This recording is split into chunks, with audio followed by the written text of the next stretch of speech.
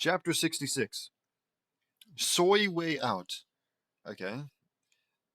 I'd say, judging by the title, I could believe that this is a actual episode that's being revamped, but obviously the bold names here kind of give it away. It was a snowy day and it started at the Nuts and Loud Anderson estate, right? because because Riley and her family from Inside Out have joined them. Stellar. Inside the house, Lenny turns on her dryer and points it to a pot of goulash as her way of defrosting it. Dinner's almost ready, guys, says Lenny. The camera zooms out, showing me, Vuri, Eileen, Riley, Jesse, Starfire, Raven, Tara, the Eds, Naruto, Sakura, Fu, Rin, Ino, Hanada, and the Loud siblings, except Lana and Lily, watching what Lenny is doing. Like, okay, but how many of these people are full-grown adults who could probably actually no, they're called the Teen Titans. Sometimes I forget about that because in my mind I imagine them as the original Teen Titans show, and they just generally look older. You could convince me. I have no idea how old Naruto and the gang are. Oh, Lenny, what are you doing? Asks Lincoln. Defrosting the goulash, Dad. Excuse me. Dad left us, says Lenny. I don't think a hairdryer is going to do you any good, I say. Yeah, that'll take hours, says Laney. I tried this once and it didn't work, says Jesse. Why? What? Are you stupid, Jesse? Maybe you should try the stove, says Lori. Good idea. I was worried that would give goulash split ends. I was worried this would give goulash. Am I saying it right? It's not ghoulish, is it? No, there's no way it's ghoulish. It's goulash. Anyways, I was worried this would give goulash split ends anyway, says Lenny.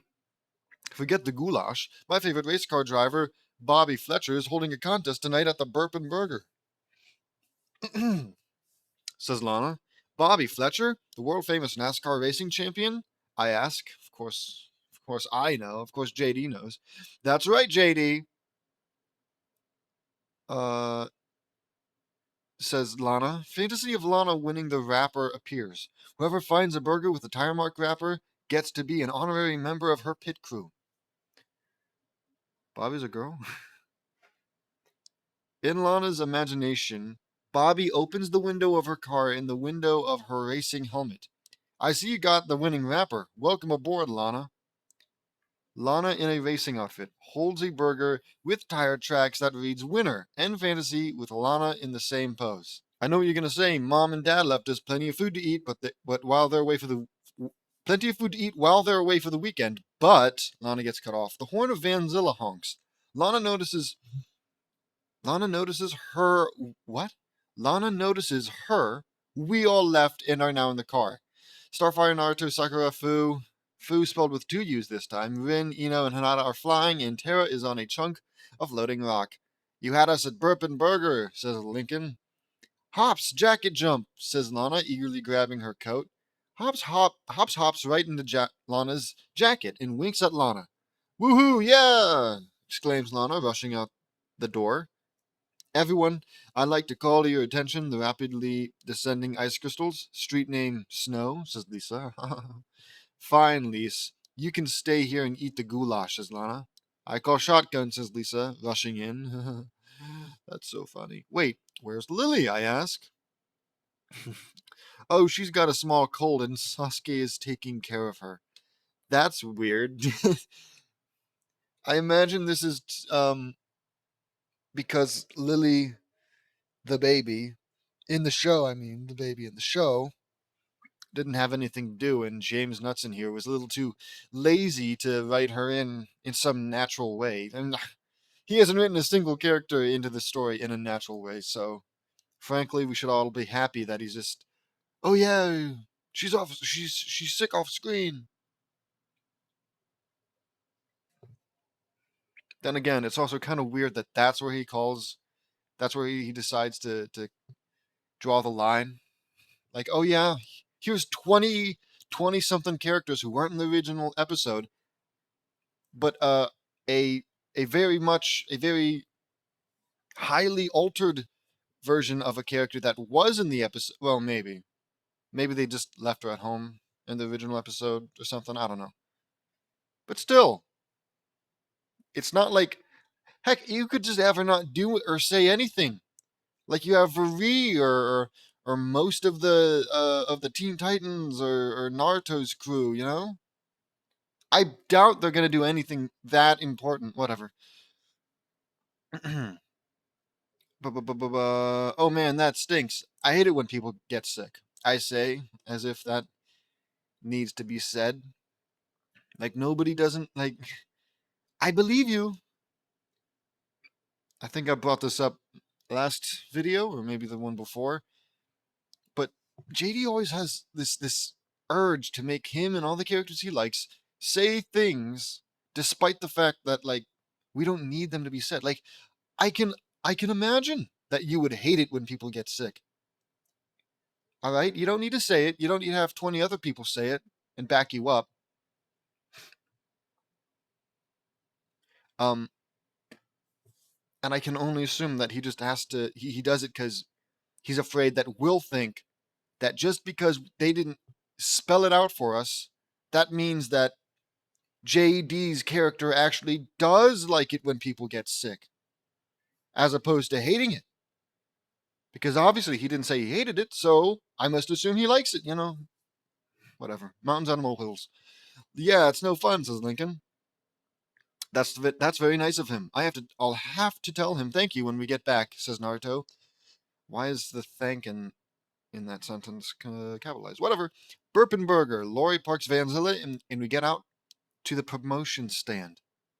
Please welcome racing champion Bobby Fletcher, announces the announcer. Bobby's car came.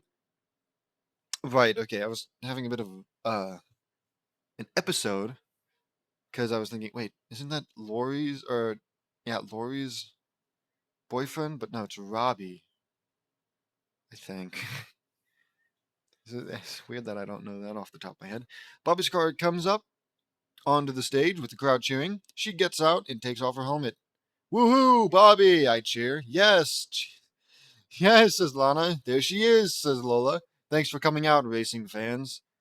I want to give a huge thank you to my sponsor, Burpin Burger. Let me tell you, you can't get past the starting line without quality fuel, and mine is right here, says Bobby, holding up a burger. The Big Belcher with extra pickles. She takes a bite. The crowd cheers some more.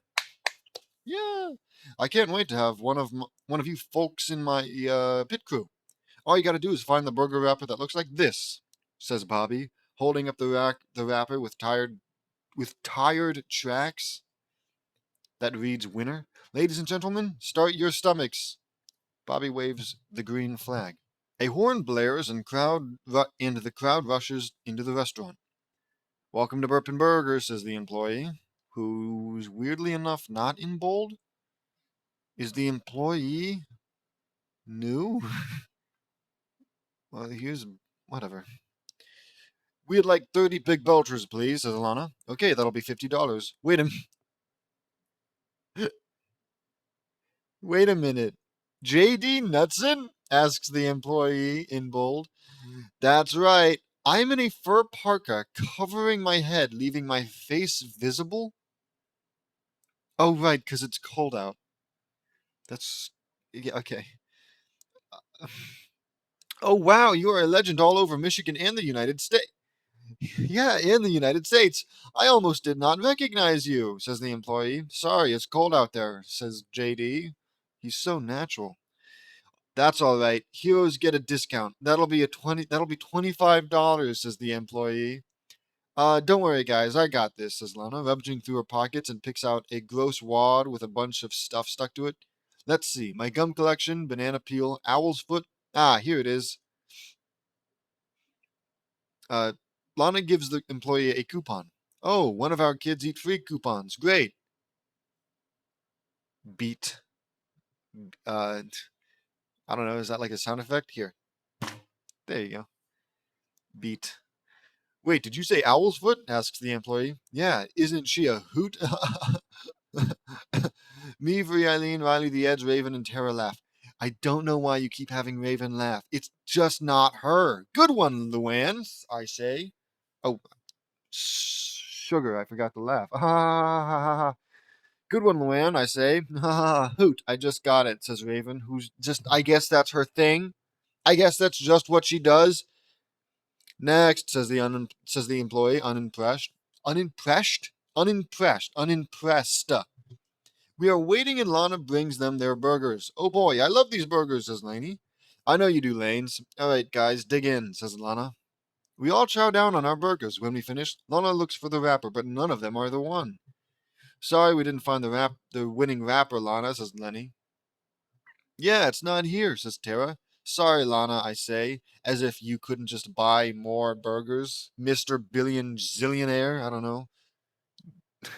Mr. $1,000,000. Mr. I don't have trouble with taxes. I don't know. Bills, I mean, whatever. Where was I? Sorry, Lana, I say. Hops wipes a tear from Lana with his tongue. Goes. Lisa is observing the snow. The frozen precipitation is accumulating rapidly. I suggest we skedaddle, says Lisa. Wait, don't you guys want another round? Asks Lana. We can have seconds, asks Lynn, astonished.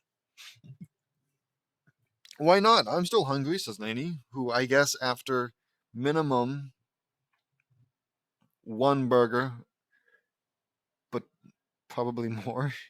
I guess you could still be hungry after one burger. But whatever. I'm still hungry, says Lainey. Me too, says me. I could go for another round, says Vree, who said something this chapter. Heck yeah.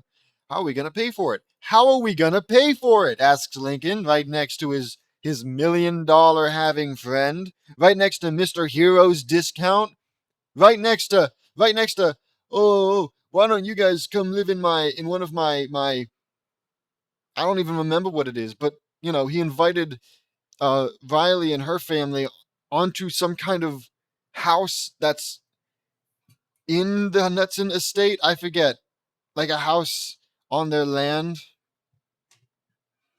which is just weird because I could have sworn they lived in a whatever, whatever. I don't know, whatever.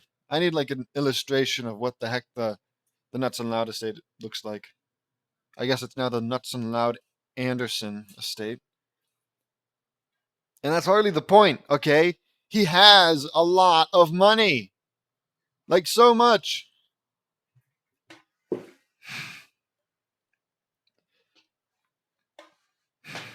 Okay. What was I? Lana peeks out from behind the trash bin and notices the coupon still jutting out from the register. Hops. Sticky snag, says Lana. Hops grabs the coupon with his tongue. Bullseye, says Lana, snatching it. As she goes to the counter, I'll take more burgers, please, and I have another coupon. Okay, so how does that work, though? You can pay for 30 burgers and with one children eat free coupon?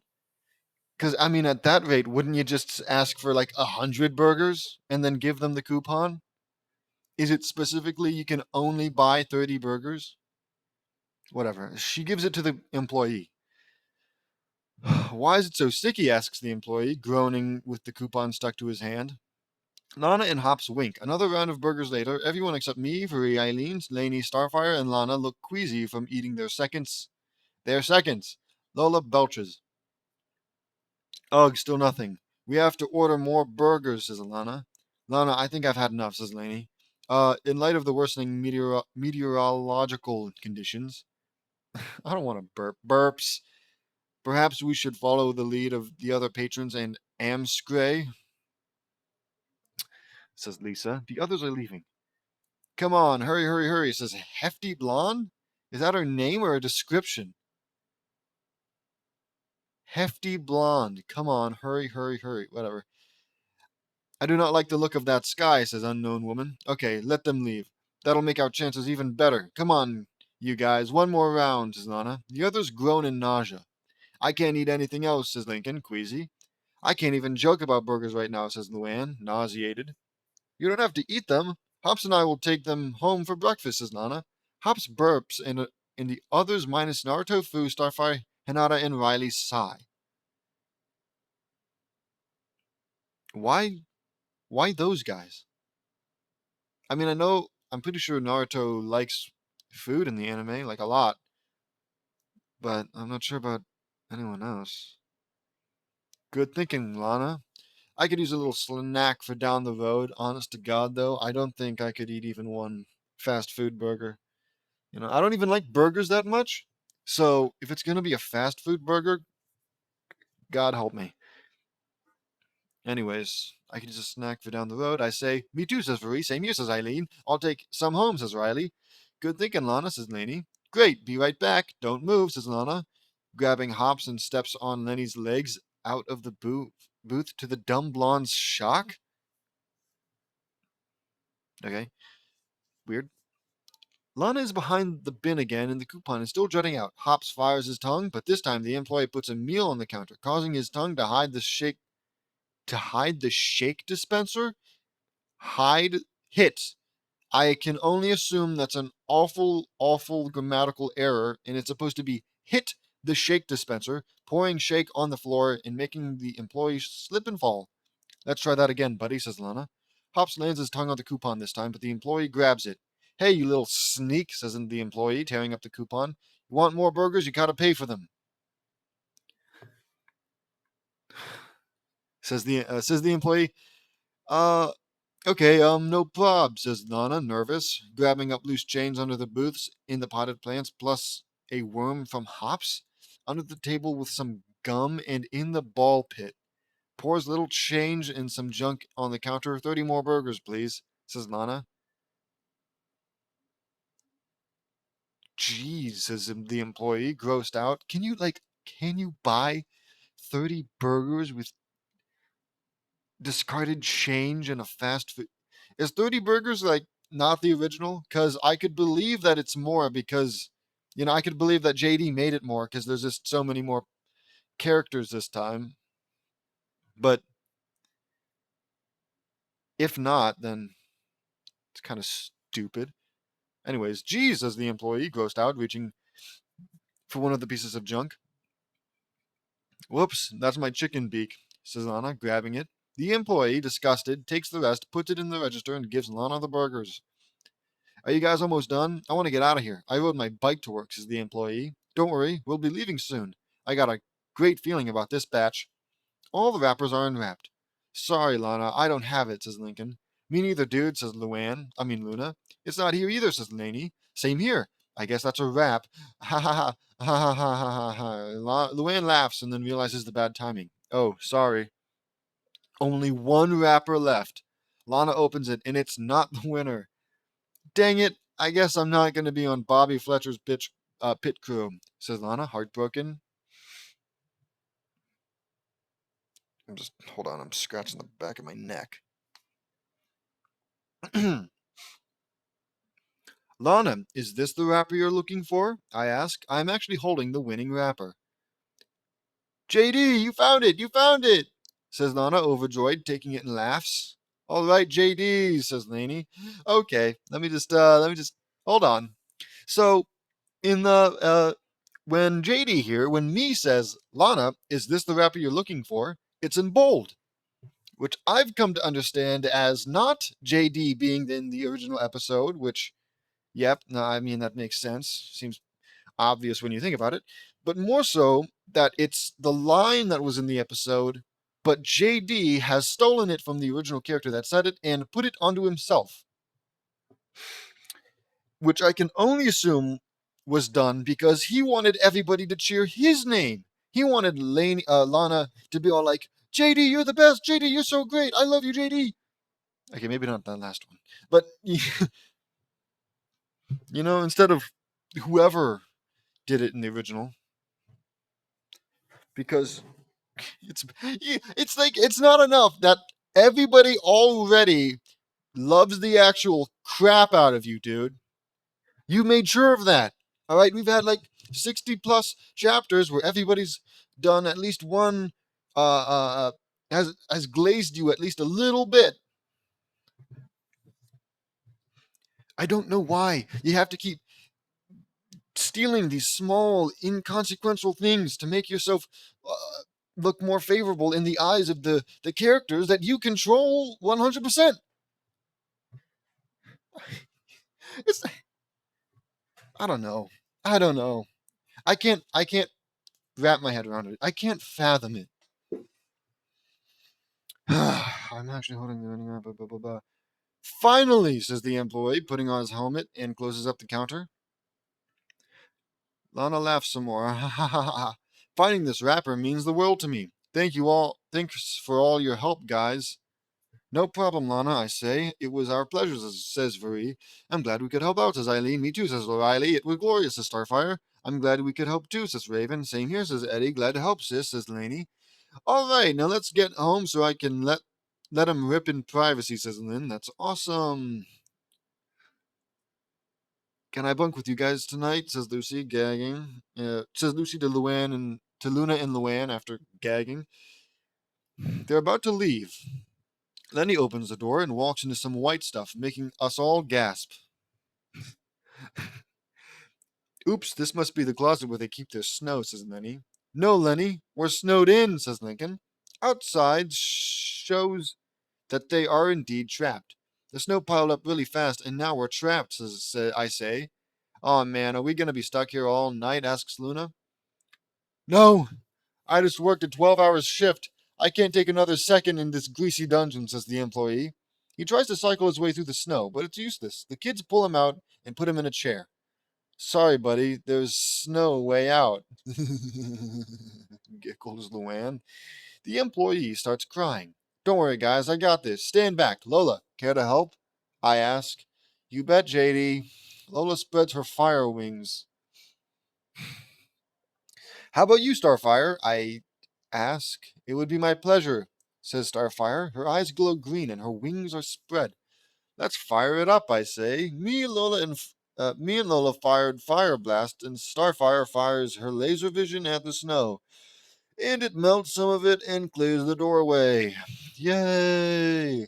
Let me help, says Eileen. Eileen fires a stream of fire and it hits the snow and clears the way. Yay! Wow, you guys are incredible, says the employee. I know. We get that a lot, says Lori. Oh my god.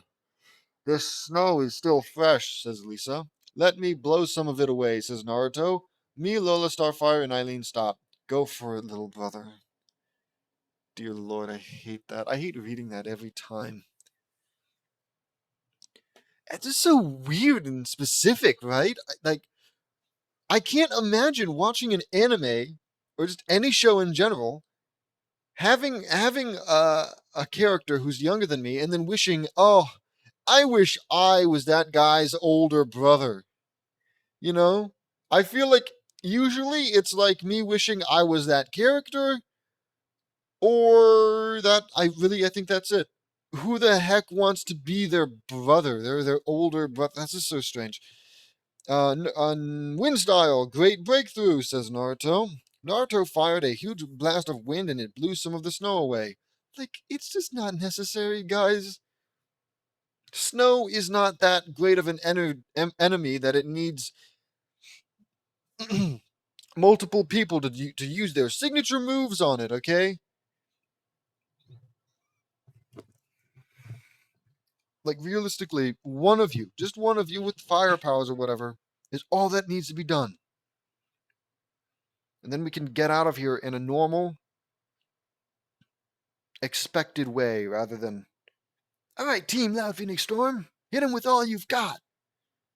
It's snow. Nice job, Naruto. Let me help Sizzle. Oh my god! They really are going all out on a pile of snow. Let me help, says Lori. Lori spreads her wings and fired a wind blast and blew some of the snow away. Wow, you guys have lots of superpowers, says the employee. We're all unique in a sort of way, says Tara. Oh, I guess. Tara and Lynn form a scoop-shaped rock each, and they shovel the snow away. Where'd they get the rocks? Did they just kind of like tear it out of the floor of the establishment? Because that doesn't seem like a very normal thing to do. I'm not crazy, right? Tara can't create rocks. She can control them.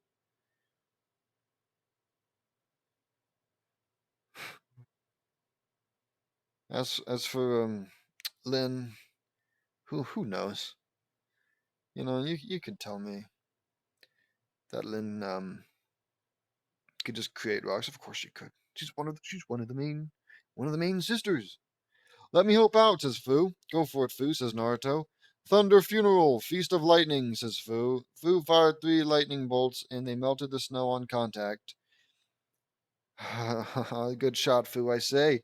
Raven and Lucy use their dark powers to move, melt, and blow the snow. Just because, oh, sure, because why not, You could say something simple like, oh, a dark flame appears, which they use to melt the snow. But no, just dark powers that do it all. Who cares? Don't bother, Because we can't bother to have just the slightest bit of we can't dedicate a little bit of thought power, of thinking power, into how dark powers might actually be useful, because we're too busy making sure everybody gets their piece. Everybody gets their chance to shine against the ever threatening, the nigh unkillable snow pile. They are having more trouble with the snow pile than they did Slade, than they did honestly, I'm starting to forget most of the um villains from Kids Next Door that they fought. Just everybody. They're spending more effort fighting the snow than they did most every other villain. The only ones that I think gave them this hard of a time would probably be the Canker Sisters. Then again, I'm not sure. I'm going more off of how long it's taking them to do this and less about like the struggle, because apparently the Canker Sisters hurt them, which is nice to know. I don't know. I don't know. Okay.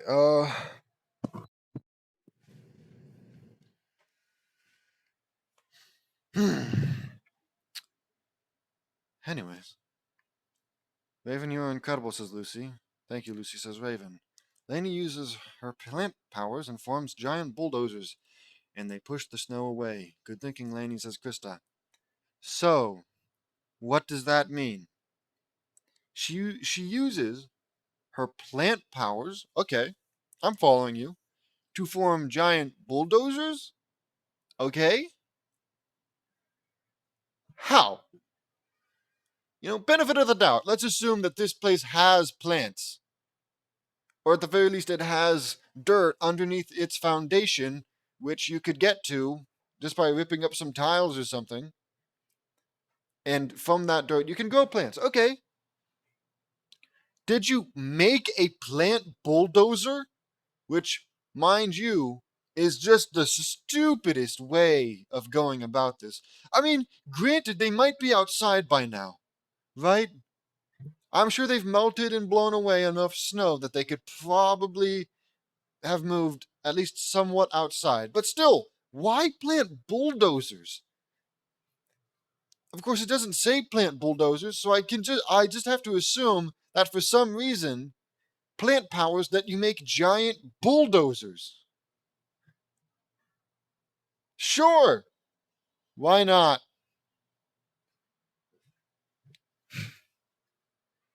Why not? Okay. Good thinking, Laney, says Krista. Thanks, Krista, says Laney. Let me light things up, says Luann. Luann spread her yellow wings and fired a light beam and melted some of the snow. Oh, go, Luann, says Eddie. Eddie took a flashlight out. Drat, I left my magnifying glass at home, says Ed. Oh, I think I said Eddie. Ed took a flashlight out. Double D took a flashlight out. Drat, I left my magnifying glass at home, says Double D. Here, try this, Double D, says Nana. Magnifying glass Magisword, announces the announcer. Bless you, Lana, says Double D. You're also going to need a stronger flashlight. Here, says Nana. Flashlight Magisword, says the announcer. Perfect, says Double D. The effort they're going through for friggin' snow. And if they're already outside, then they could fly. Alright, they can fly by now. I don't even know why they take Vanzilla anywhere. You can fly, you can teleport, you can do everything. You've got probably just about every method of travel, Except sea. I guess you can't really travel by sea. At least not to the burger place, Burpin' Burgers. Whatever. Um, Double D held the flashlight Magisword and shined the light into the magnifying glass Magisword, and it focused a beam of light and created a powerful laser that melted all the snow on contact. That was pure genius, says Alana, says Double D, who, like, literally had the idea. I don't know why you're saying Lana's a pure genius. You had the idea, and it's not even that good of an idea. Everybody knows that, that combo, flashlight, magnifying glass, a magnifying glass in the sun. Either of those two things would have worked. Whatever. Thanks, Double D, says Lana. I admit it. I admit it was. Linka, let's do this, says Lincoln. You got it, says Lincoln. Linka.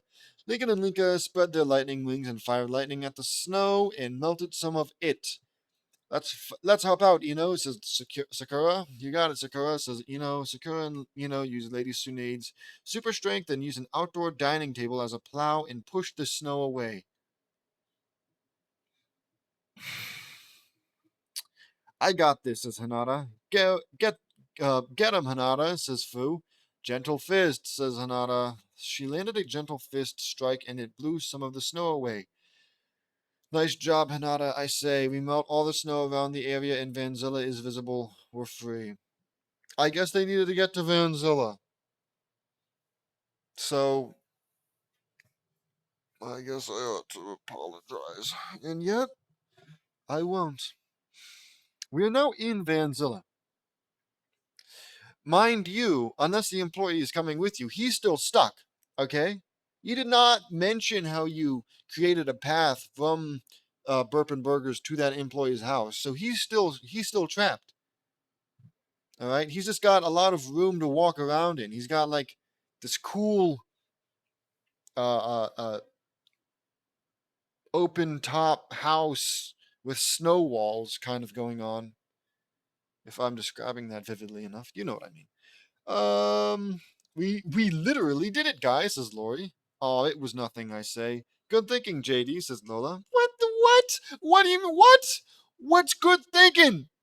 What about that was good think? Like what? Him finding the wrapper by random chance, or him thinking, "Hey, let's melt the snow."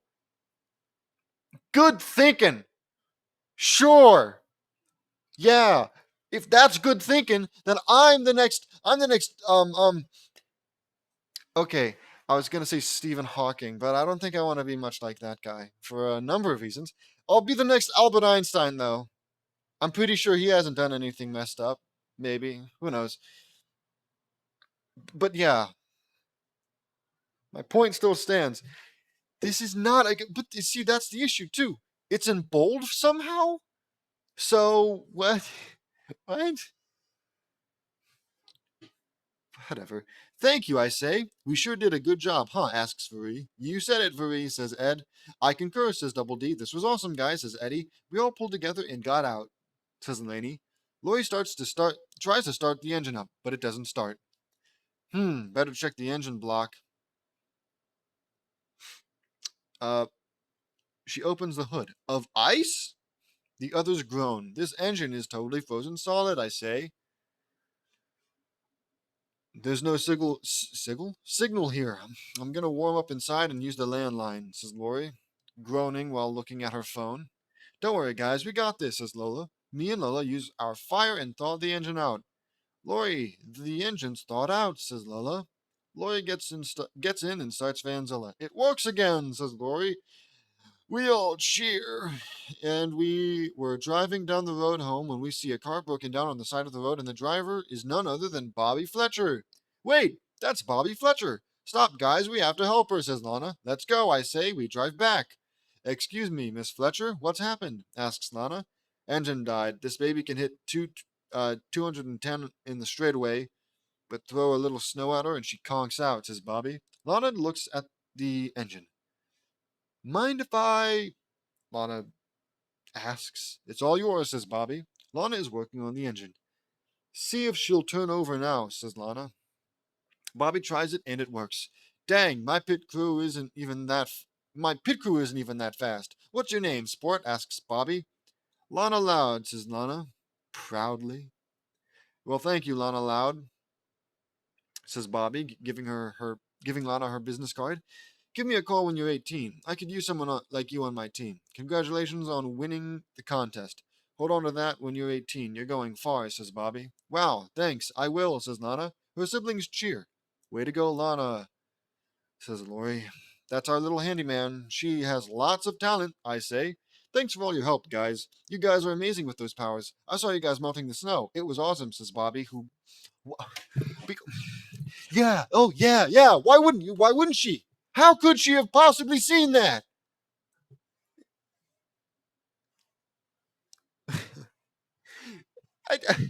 Seriously, James, why do you need every single character to be all like, oh my god, you guys are so cool? Is it not enough that they're neutral towards you? You know? Is it not enough that they exist without thinking about how awesome you are every minute of their life? No, no, Bobby. Oh yes. Somehow she saw you all using your powers, and now she thinks you guys are the freaking best. Thanks, Miss Fletcher, says I. I'm glad we were able to help get everyone out of the snow, says Free. Me too, says Eileen. You're welcome. See you next race, says Bobby. Go burn some rubber, I say. I will, says Bobby. Bobby zooms off. We all cheer for her as she races off. We arrive back home and warm up by the fireplace, drinking hot cocoa. I am drinking hot tea with Lola and Sakura. Sakura. This was an amazing winter experience, I say. You said it, says Vuri. This was an adventure all on its own, says Jesse. No kidding, Jesse, says Eileen. The best part was that Lana got a job offering on Bobby Fletcher's pit crew.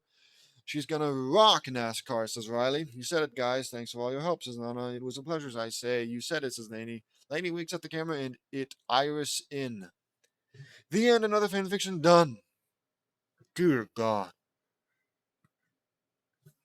I wanted to do this one after some thought. The snowstorm in this one reminded me of the March 2003 snowstorm when I used to live in Perry Park, Colorado, near Larkspur.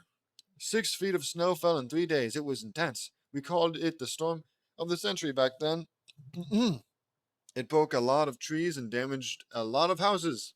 Also, what really surprised me about this episode was that Bobby Fletcher was voiced by Carson Alledge, the niece and granddaughter of NASCAR racing legends Dale Earnhardt Sr. and Dale Earnhardt Jr. Right. She is amazing. I also love Danica Patrick. She is awesome. I hope you guys like this one. This one was a good challenge for me. Let me know what you all think. See you next time. I did not like it. Chapter 67 The Nature Sisters Cometh. It starts with Riley and Laney were It starts with Riley and Laney were reading books in Laney's jungle room while listening to music on the video. So, if I had to guess, Riley's going to get plant powers. Yay, yay, yay! This sure is peaceful, huh, Riley asks Laney. You said it, Laney. Reading is a perfect way to take your mind off everything stressful, says Riley. Mind you, I feel like Riley should hang out with... Holy crap. Still don't know all the sisters, you know? Is it Lynn who does all the sports stuff? So yeah, I was right. Unfortunately, I looked up Lynn Loud and like the first thing, I just on Google, I looked up Lynn Loud, and like one of the sample images it showed me was Lynn Loud bare feet shoving them in the camera, I guess is the best way I can describe it. So that was great. Anyways, you said it, Laney. But yeah, Riley should hang out with Lynn, not Laney, because Riley likes hockey, and hockey, if I'm correct, is a sport, and Lynn likes, if I'm correct, sports, and apparently showing her feet. But that's not something we should really focus on. You said it, Laney. Reading is a perfect way to take your mind off everything stressful, says Riley. True to that, says Laney. As they read, the music was interrupted by a news report. Attention, attention, we interrupt this program to bring you this urgent warning. Chandler Henderson has escaped the... Wait. Chandler Henderson has just escaped from the Kalamazoo Regional Mental Hospital. He is extremely dangerous, and the police believe he is out for revenge. Lock all your doors and windows immediately. Chandler has escaped, asks Laney, panicked. Who is Chandler, says Riley. You would hate him. You would hate him, Riley. In fact, you should hate him. You hate all the things I hate, and you like all the things I like. Anyways, you would hate him, Riley. He's a kid that went to my school a while back. He is the worst bully in my school. Was the worst bully in my school, but whatever. His favorite target was me. He used to beat me up all the time. Until I stood up to him. I beat him, and he revealed a diabolical plot to burn down the school and frame JD. For it. But JD's so awesome. He is a homicidal maniac, and he tried to hurt some of my friends by having his birthday party at a sewage treatment plant and have another party at the nuclear power plant. Mind you, no one in their right mind would go to either of those bum ass parties. Like, I think exploring a nuclear power plant is somewhat interesting, but if a kid has a birthday party there, I'm going to be a little too concerned with why like what kind of red flag is that? It's a deep red, that's what it is. It's maroon.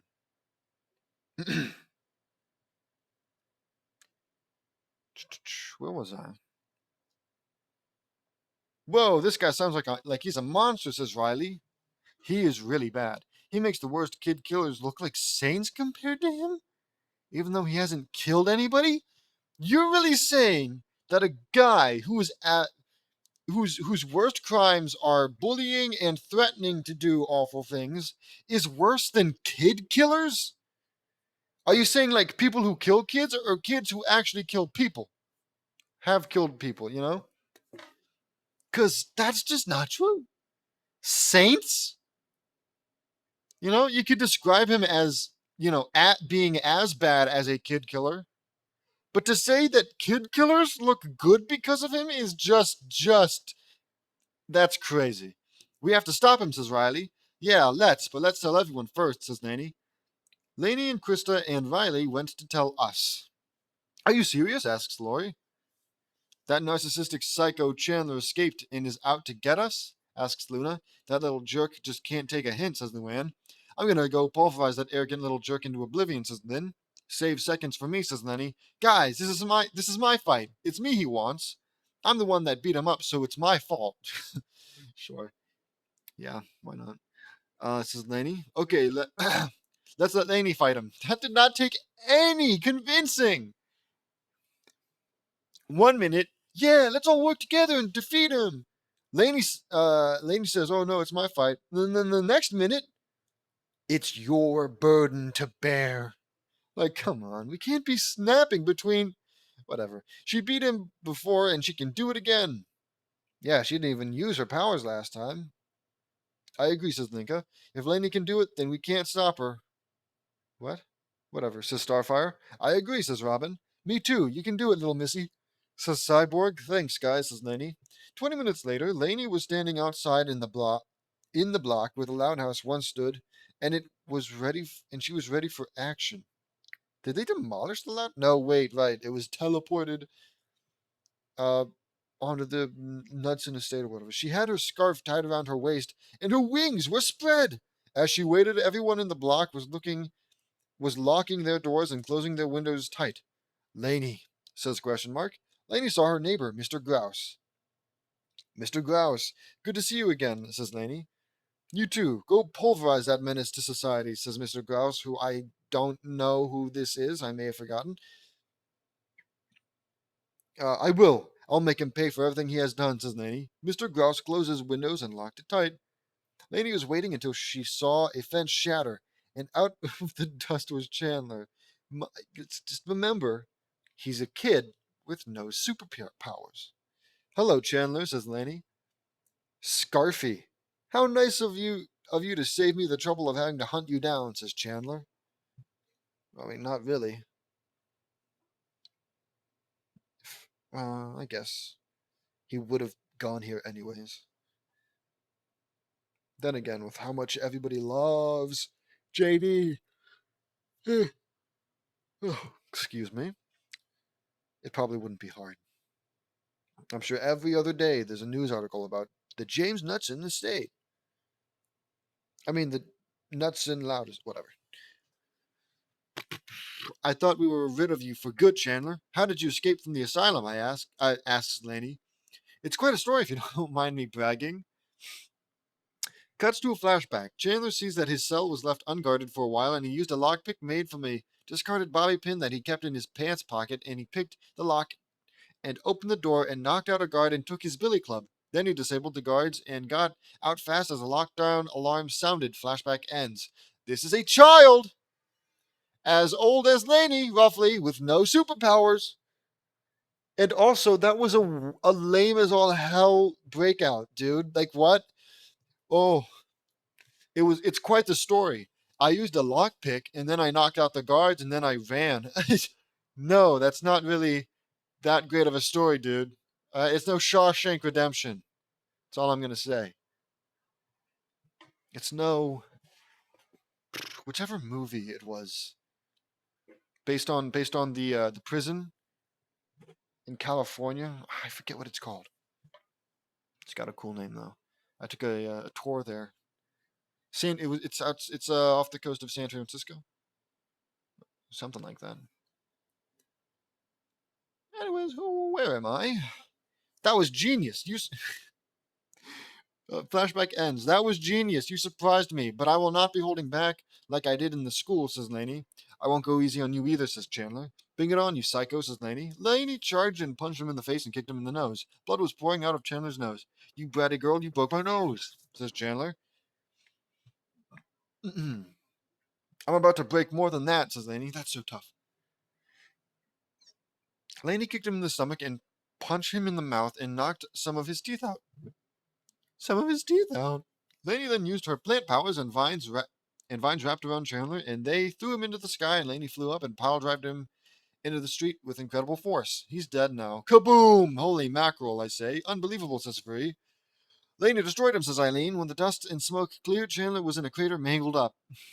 Awesome fight, guys. You're finished, Chandler. You will never terrorize all of Royal Woods again, says Laney. Laney starts walking away, but Chandler somehow got up out of the hole and was in a lot of pain. Laney saw this.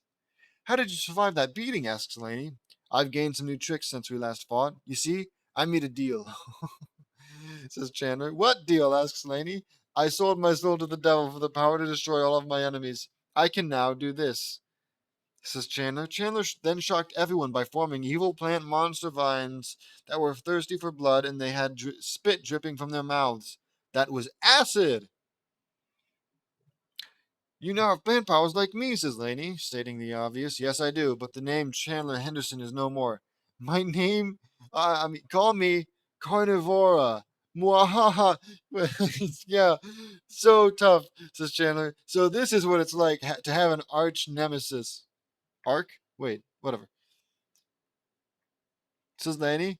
So it is this Chandler slash Carnivora?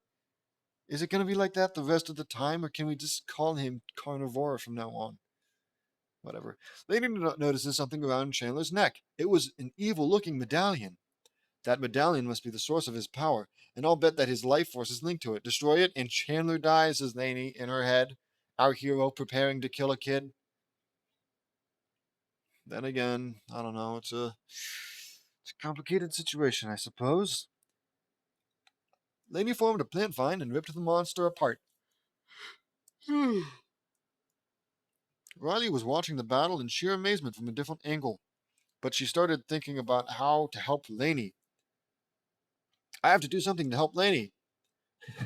I wish I had the power to help her out, says Riley in her head.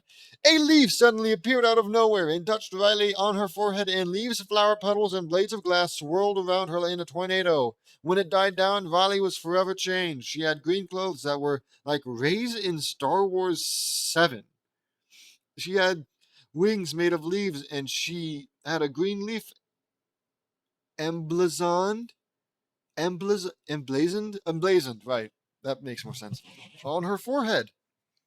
Wow, whoa, I feel strange, and why does my back feel so heavy, says Riley, who, well, wouldn't you know it, she's got wings. Riley's eyes were now emerald green, and she saw her wings, and she was in shock. Where'd these wings come from? Wait a second, says Riley. Riley then grew a blueberry bush with her left hand. I have I have plant powers like Lainey. This is awesome, says Riley, seeing her clothes. I have awesome clothes. Green was never my favorite color, but I like it now. Now it's time to help out, says Riley. Riley flew over to Lainey and she formed a cactus pistol and fired a cactus ball, and it hit Chandler in the head, and he screamed in excruciating pain. Lainey, calls Riley. Riley landed by Lainey, and Lainey gasped in shock. Riley, you have plant powers too? Asks Lainey. Yeah, I just got them. I don't know how this happened, but I now have plant powers like you do, says Riley. Oh man. It's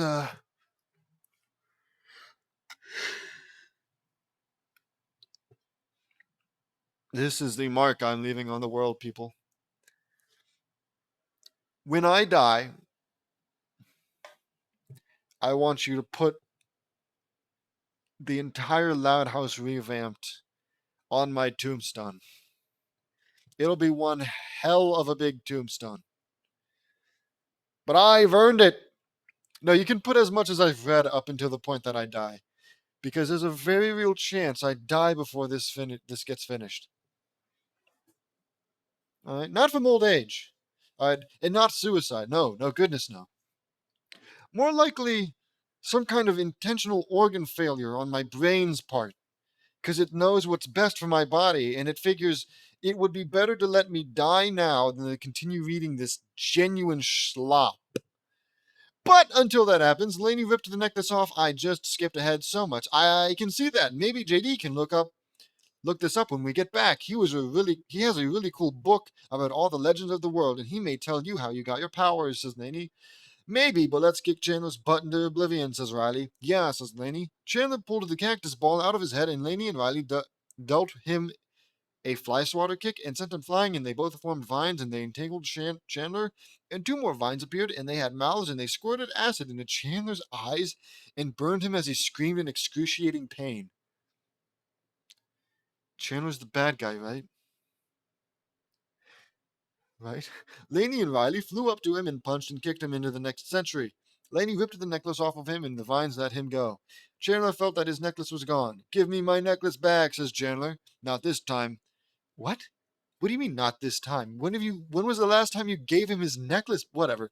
Join the rest of your family in the netherworld, says Lainey. Implying that his entire family is dead? Well, no wonder he's screwed up.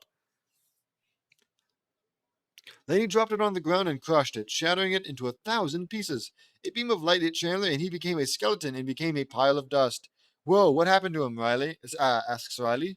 When I destroyed the necklace, the deal he made was broken. His life force was linked to it, and the devil took him to the netherworld, says Lainey. Answers Lainey. Well, good riddance, says Riley. Yeah, I'm finally free, says Lainey. Lainey broke down crying, and Riley comforted her. Her nightmare was finally over. That's awesome. Says, it's all right, Lainey. Just let it all out. Just let it all out, says Riley. Oh, here we go. Meavery, Eileen, Jesse, Woody, Jerry, and Arthur, and the girls, Sasuke, Kakashi, Robin, Cyborg, Beast Boy, Starfire, Raven, Terra, Cole, Bumblebee, Volcana, Argent, the Eds, the Loud Siblings, Vince Sr., Rita, and Joey came over. Riley revealed everything. Lainey was still crying, and I looked up how Riley got her powers in my Legends book. The police were with us. I think that might not be the best time, James. Comfort your friend, but whatever. I found it, right? I keep itching my nose. It won't die. There we go. I found it. Riley was given plant powers because of the leaf of Ninsar, the goddess of plants in Sumerian mythology. She gives her powers over all of plants to anyone who is more than willing to help others in need. But they can only be given to that person when they are witnessing a battle with another who has been given plant powers because of the Diamond of Gaia? What kind of nonsense reasoning is that? You could have just kept it there and it would have all been like, oh, sure. I mean, granted, maybe somebody else somewhere would have qualified for that before Riley here would have, and we can't have that. So let's just add this nonsensical extra little bit to the legend where you have to specifically be witnessing a fight involving somebody who has gotten their powers from specifically the Diamond of Gaia, who I'm not going to bother going back to look it up. And I'm just going to assume. Maybe I'm wrong. I don't care anymore. But I'm just going to go ahead and assume. Well, I guess assuming is bad. But still, there's a decent chance that the Diamond of Gaia has nothing to do with Sumerian mythology. Yeah. Oh, I got my lightning powers from Thor, the god of the Greek. No, not Greek. The Norse god of thunder. And I got them because I was drinking a diet soda while witnessing a fight between, I don't know, a demon and another guy who got his powers from Jesus Christ. It was a few steps.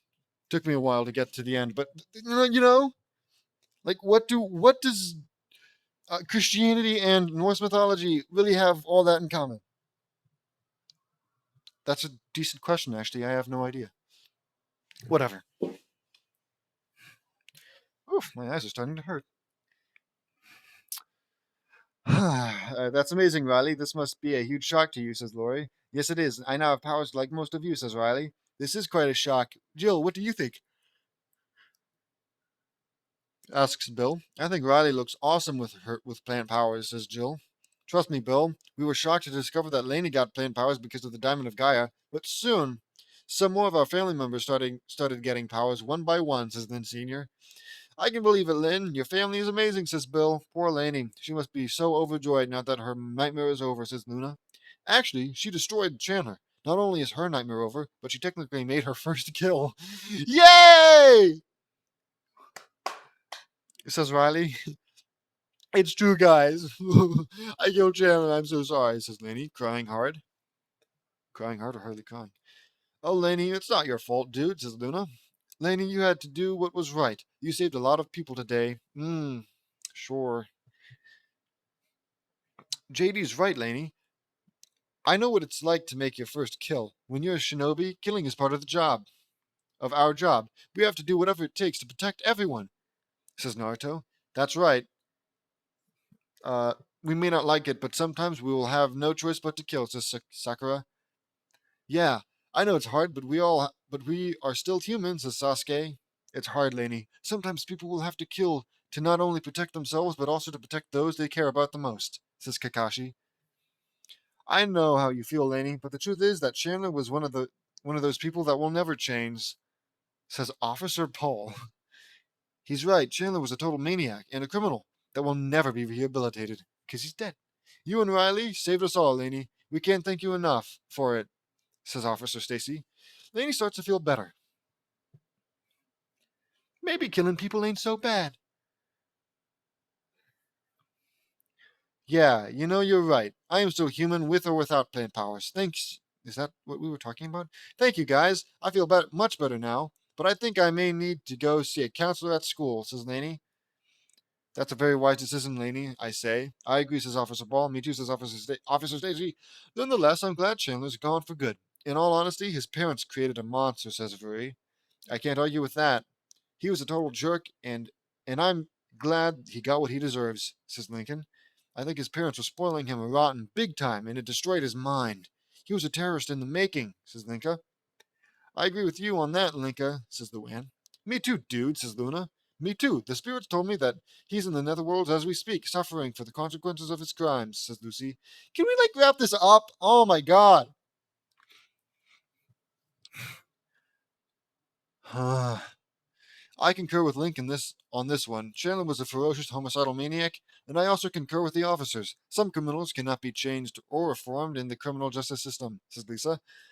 Yeah, they keep ruining everyone's lives, and the world is better off without them, says Lana. Yeah, those creeps are monsters that need to be destroyed, says Lola. Indubitably, says Lily. I can't argue with that, says Penny. Well, have a good rest of your night, everyone, says Officer Stacy. Bye, officers. Thank you again, I say. The next week, Lainey went to the school counselor every day for the week at 1:30 p.m., and she was cured after some sessions. Yeah. No such thing as trauma, long lasting trauma, whatever. Lainey was now the biggest hero of the second grade and a big celebrity, but she didn't let the fame and notoriety go to her head. Lainey and Riley were now known as the Sisters of Nature. The end. Another fanfiction complete. This idea just came out of the blue. I found this to be an interesting one for me, but the ending of this chapter was a little dark. This was a challenging one for me. Let me know what you all think. It was awful. See you next time. Star Wars 7 mentions belong to the Disney and Lucasfilm. Star Wars 8 is now in theaters. Hooray. Oh man, don't tell me he likes Star Wars 7, 8, and just, the Rey saga. Chapter 68. Louds and Ninjas continued. Or Kant, which probably means continued. This chapter is going to continue where Louds and Ninjas left off. Only this time, Rin, Riley, and Jerry will be joining the fray. Fantastic. In the simulator, me, Lincoln, Laney, Naruto, Sakura, Fu, Rin, Jerry, and Riley are Jerry. How do I always forget who Jerry is? Who cares? Are continuing where we left off after the Genin test was done and we passed. Lisa calibrated the simulator to where 1 day is 1 minute and more. What? 1 day is 1 minute and more? So more than 1 minute? And what does it mean 1 day is 1 minute? Is he saying that every minute? So I assume it's like every day in the simulator is 1 minute in real life. In which case, it's going to be impossible. Impossible for anybody to watch that. Whatever. The simulator activated, and we were doing the preposterous D-rank chore missions. We did it all, and Kakashi took our training very seriously and only focused on me, Lincoln, Laney, Naruto, Sakura, Fu, Rin, Jerry, and Riley. Kakashi trained us. Like, am I crazy, or are we missing somebody? You know what? I don't care.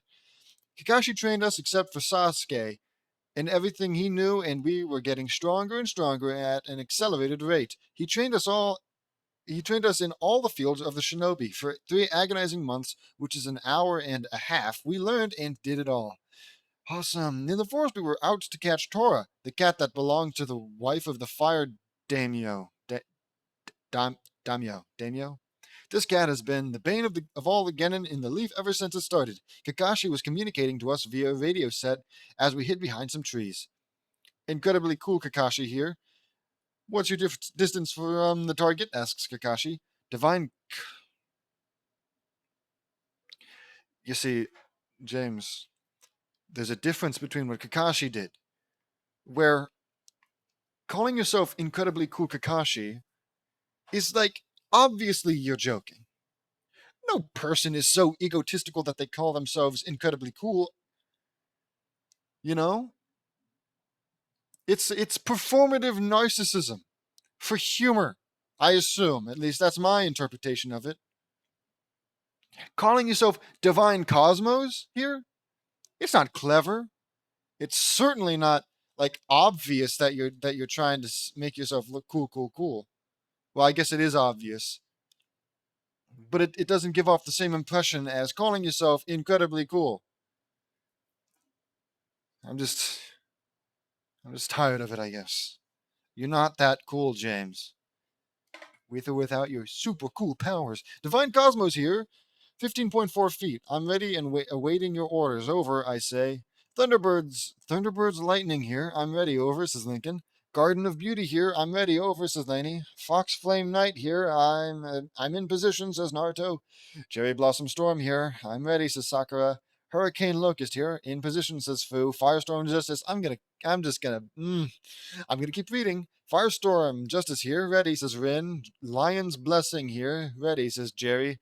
Garden of Virtue here. Ready. Over, says Riley. Snarling. Loser of evil and darkness here. Ready. I hate you, JD. Then don't call yourself that. What? Like, who's made, like, there's no way JD made you say that, you freaking idiot. Whatever. Says Sasuke, go kiss your brother, Sasuke? What does that mean? That's just so weird. Okay, focus, everyone. Okay. Now, commands Kakashi. We all jump out, and Laney and Riley trap it with a cage made of vines. We got her, says Laney. Can you verify the ribbon on the right ear? Asks Kakashi. I'll look at the cat and confirm it. Confirmed. We have a positive identification. It is Lost Pet Tora. Completed in 12 minutes and 52.9 seconds. Excellent. 52.9 seconds, I say. Excellent. Let's head back to the Hokage Tower, says Kakashi. At the Hokage Tower, we return the cat and see Madame Shijimi hugging Tora tightly. Excuse me, milady, you're hugging Tora way too tight. That's why she's running away so much. Here, I say. I take Tora from her and show her the proper method because everybody's just a bumbling idiot waiting for God James here to come in and show them how to act, what to like. Whatever. Pet her gently like this. I pet Tora perfectly, and scratch behind her ears like this. I scratch her ears and she purrs. See, I say. I ask, I guess. Oh, is that why Tora is running away? Oh, Tora, I'm so sorry. I should have been gentler with you, says Madame Shijimi. I give Tora back to her, and she does what I showed her, and Tora was happy. Fantastic. Thank you, young man. I'm so glad Tora is happy. Happy to help, milady, I say. Madame Shijimi gave Team 7 a bonus for it and left. That just does not seem fair. The Hokage and Iruka were floored. JD, Tora has literally been the bane of all Genin since this village started. You are great with cats, says Lord Hokage. I may not own a cat, but they are cute. I know how to handle them right. Oh, yeah. Oops. That's not important. Give me a minute here. I have to readjust. Ooh, you ever cross your legs for so long they start going numb? Or pins and needles? Where was I? I totally lost my spot. I know how to handle them right. Me and Laney have a cat back home, Lord Hokage, and we care for him a lot, says Lincoln. Yes, sir. His name is Cliff, and we love him, says Laney. I can see that. You saved all of our Genin from having to catch Tora, says Lord Hokage. It says the Lord Hokage? Yeah, didn't we? Oh my god, I'm having a stroke. No thanks to the civilian council buttfaces. What? No thanks to the civilian council buttfaces pet over there. Oh, they're calling Sasuke a pet of the civilian council of buttfaces. Uh, great. Pet over there, I say, pointing to Sasuke. Lorokake, Iruka, and Kakashi laugh. Sure they do. Shut up, all of you, yelled Sasuke. Your clan bites noses. I guess is an insult. I will kill you! Escalates Sasuke. Sasuke, that's enough. You're already on thin ice. One more outburst and you will be removed from the shinobi program permanently, says Lord Hokage. You can't do that, says Sasuke. He is the Hokage. He makes the rules and his word is law. You got a problem with that? You can go jump off a cliff, says I say. Jeez, all the subtlety in the world. That's right. Thank you for backing me up, JD, but I've got things under control, says Lord Hokage. Sorry, sir. I just wanted to remind Mr. Arrogant Loser here that you are in charge, I say. That's all right. Next year. Now your next mission is to harvest potat. Obviously being cut off. Says Lord Hokage being cut off. With all due respect, Grandpa, but these chores aren't what people call missions for shinobi of our caliber. Says Naruto. I agree. Didn't you just say that he's Hokage and his word is law? Whatever. Whatever. Just casually talk back to him after being all like, ooh, you're the man in charge. Whatever. I agree. Chores are for. Hey, I've got it. Iuka Sensei, do you think it would be perfect for the students at the academy to do these chores missions? This would be a perfect way for the students to earn some money to get supplies and tools for their future shinobi careers. And buy the everyday essentials like food, clothing, and more. I say, not a bad idea. Honestly, doesn't seem like that difficult of an idea, but obviously only the smartest people could have thought of something like that.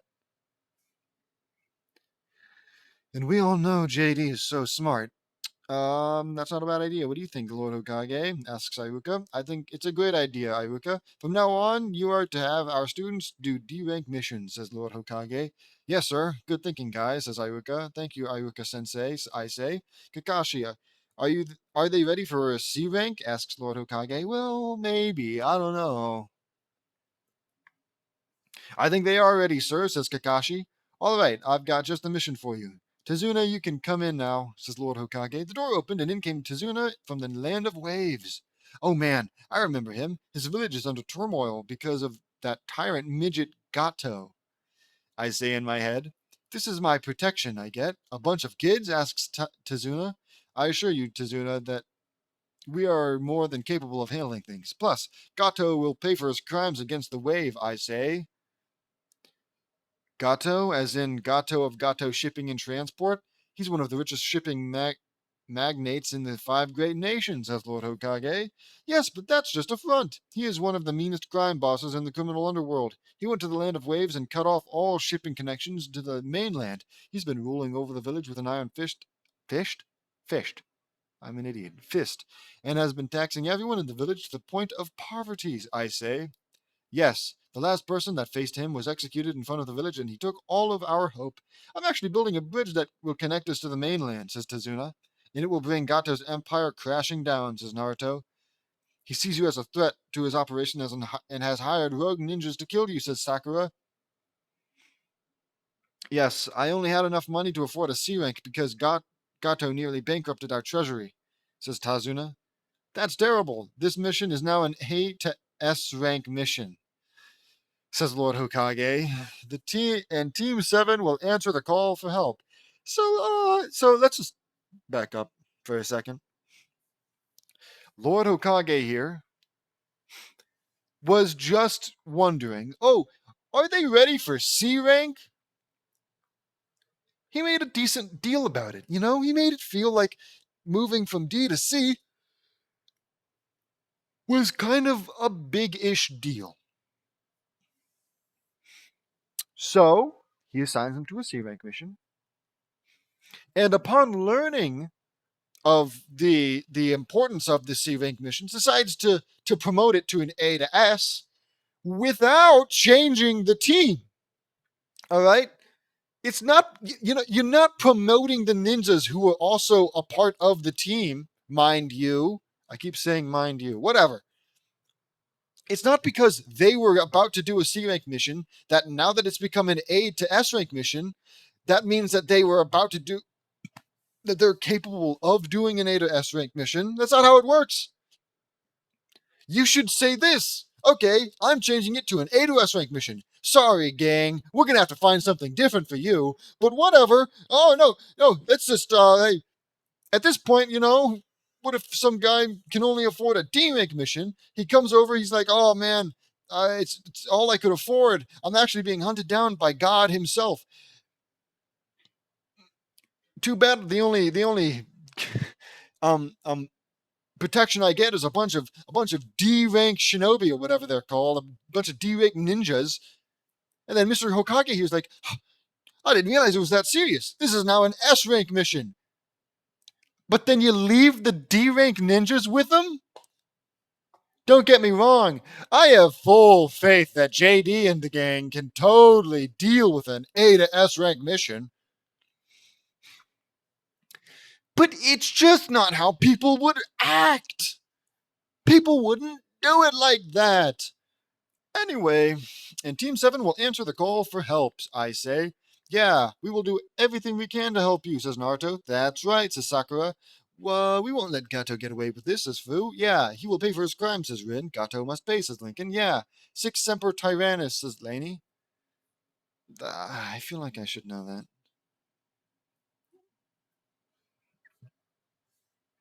Weirdly enough, I'm thinking of a similar line that was purposefully mispronounced, in the Venture Bros, where some henchman I guess he was more of an important character than that, but let's just keep it simple. A henchman of a villain in that show says something Six Semper Tyrannosaurus, and it's supposed to be purposefully wrong, and that's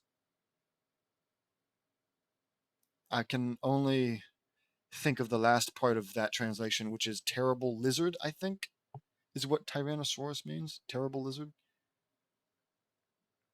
So yeah, that's not very helpful. What does that mean? Asks Riley. Oh, well, there we go. It's a very famous Latin phrase. It means thus always to tyrants. It was used a lot over the centuries, I say. Stellar. Oh, we will make him suffer for this, says Riley. Yeah, the lion will destroy him, says Jerry. Oh, thank you all so much.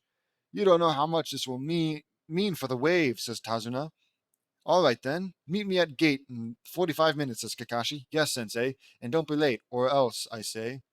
Just don't get in my way or I'll kill you, says Sasuke. Shut up, Sasuke. That's not even... Okay. I say. What's his problem, asks Tazuna. Don't ask, says Laney. 45 minutes later, Kakashi arrived on time and we were off. As we got to the edge of the land of fire 20 minutes later, we saw two puddles and it had not rained in a while. Wait, I got this, I say. Yeah, great. I fire a ki blast and it hit the ground and exploded, and out of the explosion came two figures. Gozu and Meizu, the demon brothers? You just knew they were there? Okay. Gozu and Meizu, the demon brothers? C-rank rogue ninjas from the mist, says Kakashi. Yeah. Gozu and Meizu got up. Dead ones now. You're kidding me. I point to them. Death beam, I say. A red key beam fired from my finger and it went right through their hearts and killed them instantly before they could even react. Oh, that's awesome. Good riddance, says Naruto. Good job, says JD, says Kakashi. Thanks, Sensei. Not to sound arrogant, but that was just a small sample of my power. I say, I don't know what it is about the Naruto universe, but it brings out the worst in James's self-insert. I don't get it. He's so much more arrogant and annoying and such a suck up and so antagonistic to people he doesn't like and just generally unlikable. Whatever. I believe it. I believe it. I can tell that you have many more tricks up your sleeve, JD, says Kakashi. JD is a true force to be reckoned with, says Tazuna. Thank you, I say. How can that freak have more power than me? I'm an elite. I should have all that power so I can kill my brother and kill Naruto, says Sasuke in his head. Sasuke, shut up. I can read your thoughts, remember? I will never let you have my powers, I say. Yeah, so back off, says Naruto. I can't. I don't want to, but I have to. Yeah, so back off, says Naruto. If you know what's good for you, says Lincoln. Naruto sealed the bodies of Gozu and Meizu into a scroll. They're dead. What are you doing, Naruto? Asks Sakura. Singing them into scrolls for their bounties? Okay. They have a bounty of 20 million Rio on their heads and a 5 million Rio bonus with their weapons included. Says Naruto. I see, says Sakura. Good thinking, little brother, I say. So weird. Naruto got done and we pressed onward. We took a boat to the land of waves and came in quietly. We saw Tazuna's bridge that he was working on and it was truly a sight to behold. We got to the mainland and we were walking to Tazuna's house. This is the meeting spot where we faced Zabuza and Haku, says Naruto in his head. We hear rustling in the nearby bushes and I walk over and pick up a little white rabbit. Oh, it's a little bunny, I say. We hear a whooshing sound getting closer. Get down, commands Kakashi. We all duck and we see a giant sword spinning past us and it embedded itself into a tree. And standing on the handle was none other than Zabuza Momochi. Zabuza Momochi. Well, isn't this a treat? Kakashi Hatake, the copy ninja. I take it these kids you have are your Genin team, says Zabuza. Zabuza Momochi, the demon of the mist. A-rank rogue ninja wanted for the attempted assassination of the fourth... Why is it like that? Fourth, with two H's, fourth Mizukage. Zabuza, I've heard a lot about you. You killed your entire graduation class at the Mist and became a deadly member of the Seven Ninja Swordsmen of the Mist. That's right, kid, I say. That's right, kid. What's your name? Asks Zabuza. My name is J.D. Knudsen. I have a mission for Gato. Tell him this. We are his angels of death, and we are coming for him, and we are going to kill him, and send him off to the darkest parts of the netherworld. I say. I will tell him. Who are the rest of your friends? Asks Zabuza. My name is... Okay, my name is Naruto Uzumaki Namikaze, son of Minato Namikaze and the fourth Hokage, and Kushina Uzumaki, the Red Death. I'm also the Nine-Tails Jinchuriki. Zabuza was floored. I had no idea... Oops. I wonder if you could have heard that. Whatever. I had no idea that Kushina was your mother, kid. She was extremely powerful and was the most incredible swordsmaster that ever lived. She became the first person in history to take on all the members of the Seven Ninja Swordsmen and win. says Zabuza. That's wicked! I had no idea Mom was that strong, says Naruto. Indeed. I've also heard about the terrible calamity of the Nine-Tails attacks on the Leaf. That was awful, says Zabuza, strangely sympathetic for a guy who killed his entire graduation class. I know, and it nearly ruined my life because of bias-motivated corruption, says Naruto. I can tell, says Zabuza. My name is Sakura Haruno, says Sakura. Civilian-born, right? asks Zabuza. Oh, kill me. That's right. I'm the first ever shinobi from the civilian clan, says Sakura. My name is Fu. I'm the Seven Tails Jinchuriki, says Fu. Don't you live in the hidden waterfall? asks Zabuza. No, I hate that village and I want nothing to do with it anymore, says Fu. My name is Rin Nohara, veteran of the Third Great World, says Rin. I'm Lincoln Loud, says Lincoln. I'm his little sister, Lainey Loud, says Lainey. I'm Riley Anderson, says Riley. And I'm Jerry Katao, says Jerry. It's a pleasure. Now hand over the bridge builder and you'll all live. Wait, who's the broody kid? Asks Zabuza. Oh, that's Mr. Dark, Depressing, and Vengeful Loser, Sasuke Uchiha, I say. And Uchiha? I heard that clan was wiped out by one of their own, Itachi Uchiha, says Zabuza. That's Sasuke's older brother. He wants to kill him, but Sasuke is the civilian council's pet and a total arrogant megalomaniac, I say. I know how that feels. Those civilian councils are a menace to the five great nations, says Zabuza. I can't argue with that, and I agree, I say. Like, I'm sorry, is this a bad guy or like a work partner where you're like, oh yeah, politics, right? Freaking kill. Just kill him at this point. I want him to die. I want, you know what? I don't even know. I got ready to fire at Zabuza, and I flare out my aura and fire a powerful shockwave from my hand, and it hit him with devastating force and sent Zabuza crashing through 5 trees, and he skidded on the water, and he had nasty bruises in some spots. I go Super Angel and fly at him and elbow him in the face, and he got sent flying, and I kick him in the back and send him up into the air, and I teleport and deal an axe kick to his stomach. And he hit the water with incredible force and made a huge splash that went hundreds of feet into the air. Kakashi was floored. JD, your power is immeasurable. You defeated Zabuza like he was nothing, says Kakashi in his head. I know, Sensei, but I'm not letting overconfidence and all that cloud my mind, I say in my head.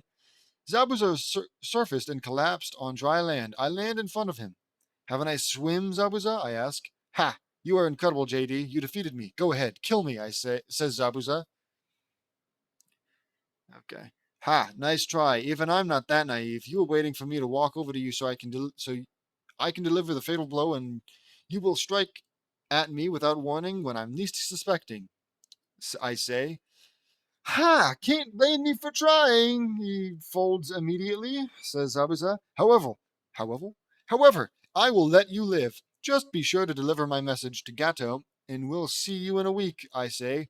See you then, Haku. We're going. Oh, Haku. Oh, see you then, Haku. We're going, says Zabuza. Haku Yuki, who was disguised as a mist hunter ninja, appeared by Zabuza and they both left. I powered down and teleported back to Kakashi and the group. Sorry about that, Kakashi-sensei. I hope I didn't go overboard, I say. No, you didn't. Great job, JD, says Kakashi. Sasuke then walked up to me. I demand that you give me your... It's just all one note with these characters. Eve. 100% one note with the villains. I'm Sasuke. I hate everybody, and I'm so much better than them, and I want all their power. And then literally anything happens. Sasuke shows up. I want your power. I hate you. I'm better than you. Whatever. I deserve that power. Oops. I read way ahead. I demand that you give me your power and technique, says Sasuke. Not in a million years, you imbecile, I say. I deserve that power. I needed to kill my brother, says Sasuke. You're not getting my big brother's powers, Sasuke, so back off, says Naruto. Then I will take them from your dead corpse, says Sasuke. Sasuke pulled out a kunai and he charges, and he was aiming to kill me. Oh man, if we could only be so lucky. Lainey and Riley wrapped Sasuke in bramble vines and they hurt him. Ow, let me go. I will kill him, says Sasuke. Not missing a beat. Sasuke, that's enough. You are completely out of control and you are not fit to be a shinobi. says Kakashi. I agree, Kakashi-sensei. Sasuke is totally mentally unstable. From the looks of things, he has antisocial, narcissistic, borderline, and histrionic personality disorders, says Laney. I think you may be right, Laney. Are you interested in psychology? Asks Kakashi, who decides to strike up a conversation in the middle of this high pressure, tense situation. Psychology is one of my interests. Yes, it fascinates me, says Laney. I can believe it. Believe it, says Kakashi. But you'll need 12 years in medical school for that, Laney, I say for some strange reason. Yeah, says Laney. Naruto sealed Sasuke into a scroll until they got back to the leaf. In all honesty, Sensei, I think he should have been barred from being a genin for a while, says Naruto. I agree, Naruto. Sasuke is evil in its purest form, says Sakura. I agree too, says Fu. Same here, says Rin. I can't believe Sasuke is that evil. What do you think made him this way? Asks Lincoln. Well, if I had to guess, I'd say maybe the creator of this fanfic just doesn't like him. Possibly because he doesn't understand the complexities of his character. Of course, I don't really know much about Sasuke myself, so I'm just kind of assuming that Sasuke is written better than how he's portrayed here. It was the pandering of the civilian council, Lincoln. They poisoned his mind with so much power lust, says Kakashi. I can't believe those people on the council. They need to be stripped of their power, says Tazuna. I agree, Tazuna. They've taken too much power from the Hokage, and they've been abusing it for their own selfish purposes. But we'll talk about this later on. How much farther is it to your house, Tazuna? I ask. Just over that hill, half a mile up over there, says Tazuna, pointing over a hill. All right, let's go, says Kakashi. We all arrive at Tazuna's house, and Tazuna entered the door. Tsunami, I'm home, says Tazuna. Tazuna's daughter, Tsunami, came and she hugged him. Dad, I'm glad you're back, says Tsunami. Thanks to these brave super ninjas that escorted me back, says Tazuna. Really, I'm pretty sure the only one who did anything was JD. But whatever. You have my eternal thanks for helping my dad. I'm Tsunami, says Tsunami. It's a pleasure to meet you. I'm JD Nutson, I say. I'm Naruto Uzumaki Namikaze, says Naruto. I'm Sakura Haruno, says Sakura. I'm Fu, says Fu. I'm Rin Nohara, says Rin. I'm Lincoln Loud, says Lincoln. I'm his little sister Lainey Loud, says Lainey. I'm Jerry Katao, says Jerry. And I'm Riley Anderson, says Riley. And I'm the Sensei Kakashi Hatake, says Kakashi. It's a pleasure. I was just going to start dinner. Come take a seat, says Tsunami. We all have another member of our team. His name is Sasuke Uchiha, and he is pure evil. Trust me, I say. I see, says Tsunami. We waited for dinner, and Tsunami's son Inari came in. Inari, welcome home, says Tsunami. Hey, Mom, Grandpa, says Inari. Inari, says Tazuna. They hugged. Inari, these are the brave ninjas that are here to help us, says Tazuna. Inari looked at us with disdain. You all should leave and get out of here while you still can, says Inari. Inari, that was rude. Apologize now, says Tsunami. Well, it's true. No one can stand up to Gato, says Inari. Inari walked up to his room. Man, what's his problem? He's trying to warn you. Whatever. Like, what do you think his problem is? You yourself explained it to Kakashi, didn't you? And the Lord Hokage? You were all like, oh yeah, Gato took over whatever this place is called, Waves? And everyone's in poverty because of him.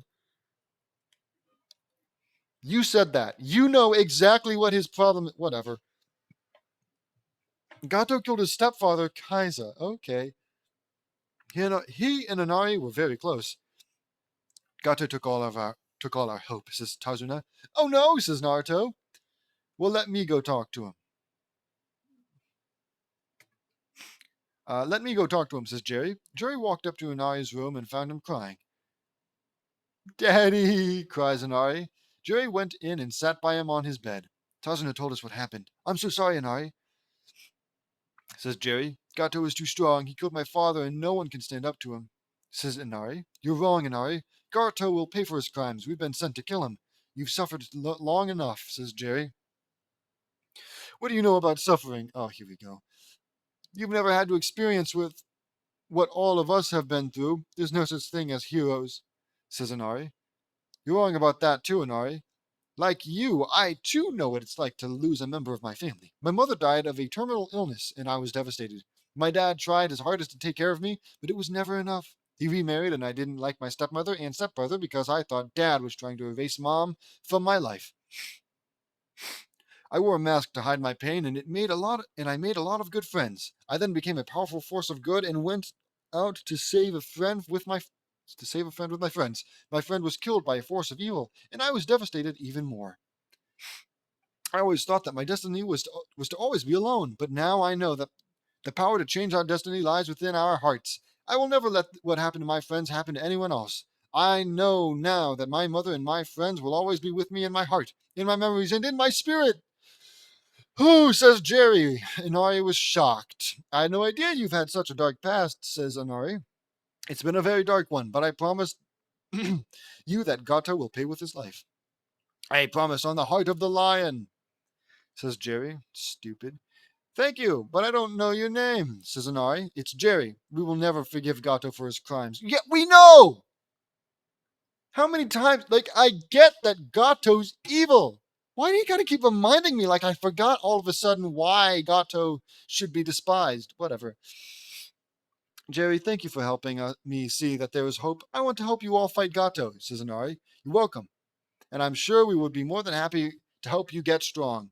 Let's go eat, says Jerry. Okay, says Inari. Jerry and Inari came down to the table. I see you're full of hope, Inari, I say. Yes, Jerry gave me my hope and courage back, says Inari. That's great, Inari, says Tsunami. I'm sorry I lashed out at you all like that, says Inari. It's all right, Inari. Trust me. I know how hard it is to lose a member of your family. Oh, God, not again, says Naruto. You do? Asks Inari. Yes. Have you ever heard of the Nine Tails attack of the leaf? On the leaf? Asks Naruto. I don't think so, says Inari. I've heard of that event. That was terrible, says Tsunami. That was a terrible event. The leaf was almost wiped out by the nine-tailed fox, but the fourth Hokage killed it, from what I remember, says Tazuna. Yes, but my dad did not kill it. You can't kill a creature made of chakra, says Naruto. Tazuna and Tsunami were shocked. The fourth Hokage, Minato Namikaze, was your father? Says Tsunami. Asks Tsunami. I guess. Exclaims Tsunami. Now that you mention it, Naruto, you look exactly like your father. The resemblance is completely uncanny. Says Tazuna. Yes, October 10th was the night I was born, and that was the night of a rogue Uchiha. That was the night a rogue Uchiha killed my mom and dad along with most of our village. You can't kill a creature made of pure chakra, so the only option Dad had was to seal the Nine Tails. Says Naruto. That's right, Minato Namikaze was my sensei. Me and Rin were his students, says Kakashi. Wait, wait. Whatever. Dude, I keep... There. Whew, that's great. Okay, Minato Sensei treated me. Kakashi and Obito like... Minato Sensei treated me, Kakashi, and Obito like we were part of his family, and Kushina loved me like her own child, says Rin. That is a very strong bond, says Inari. It is, says Kakashi. Here we go. Yeah, Dad and Mom were awesome, but after the calamity was over, I was made the current Nine-Tails Jinchuriki. For 13 years, I was viewed as an outcast in my village because of bias-motivated, corrupted councilmen and women and imbecilic villagers that will believe anything. My Jinchuriki status was supposed to be kept a secret, but some doo-doo buttflakes leaked it to the public and fabricated all those lies about me being the Nine-Tails reincarnated.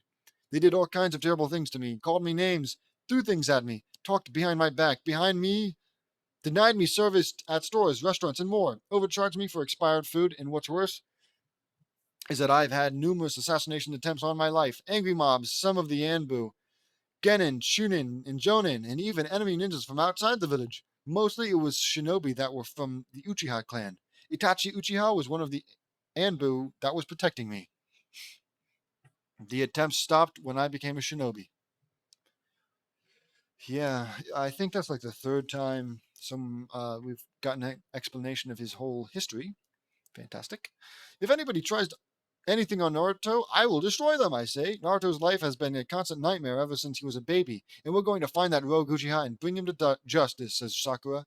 Yeah, I'm the Seven-Tails Jinchuriki, and my life was a nightmare too, says Fu.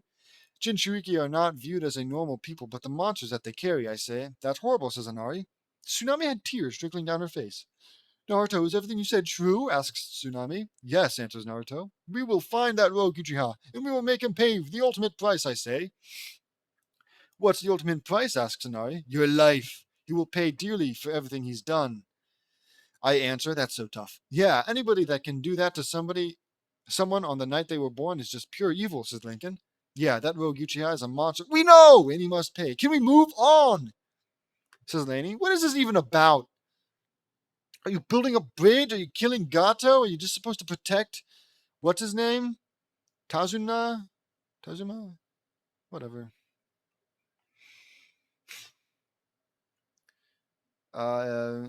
He must pay, says Laney. Yeah, says Riley. Well, I hope he does. No one should ever be without their parents, says Inari. I agree, I say. After dinner, we went to bed. The next day, Kakashi was training us some more over the week, and Inari joined us. He was already at B rank. He was already at B rank power by the time the week was over. Awesome. During the course, that might imply he's stronger than you, then, JD. 1 week and he's B rank. Took you how long to get to C rank? Oof. It's got to be an ego hit. During the course of the week, I went over to the Hidden Mist to stop the Bloodline Holocaust while some shadow clones of me trained with Kakashi. Obviously, I saw a girl being attacked by Mist's shinobi. I fly in and rescue her. Are you alright, I ask? Yes, thanks to you, says question mark. We'll kill you, Pakura, says Mist Shinobi 1. Pakura of the Scorch style? I've heard a lot about you. You stopped the Sandrock feud and were hailed as a hero to the Hidden Sands, I say. That's right, but now I know the Sand sent me to my death, says Pakura. It was those bozos on the Sand Civilian Council that did it. The civilian councils of the 5 great nations have taken too much power away from the 5 Kage. They are abusing it for their own selfish purposes. I say. I have a feeling you're right, says Pakura. Oh, I'm sorry. My name is J.D. Knutson. I say. Pleasure, says Pakura. The Bloodline Holocaust is going on right now, I say. That's what I heard, says Pakura. I got this. I say. I fire a key blast at the 3 Mist Shinobi and it hit the ground. You did this little conversation before you killed the Shinobi who were trying to kill Pakura. Whatever. And it hit the ground and exploded and vaporized all of 3 of them in the explosion. Have a nice time in the netherworld, Pakura. How would you like to have asylum in the leaf? I ask. I'd like that. I can't go back to the sand, answers Pakura. Okay, we'll talk to the Hokage about it, but first, let's end the Bloodline Holocaust, I say. Oh, I think there's like a sharp pain burrowing its way through my skull.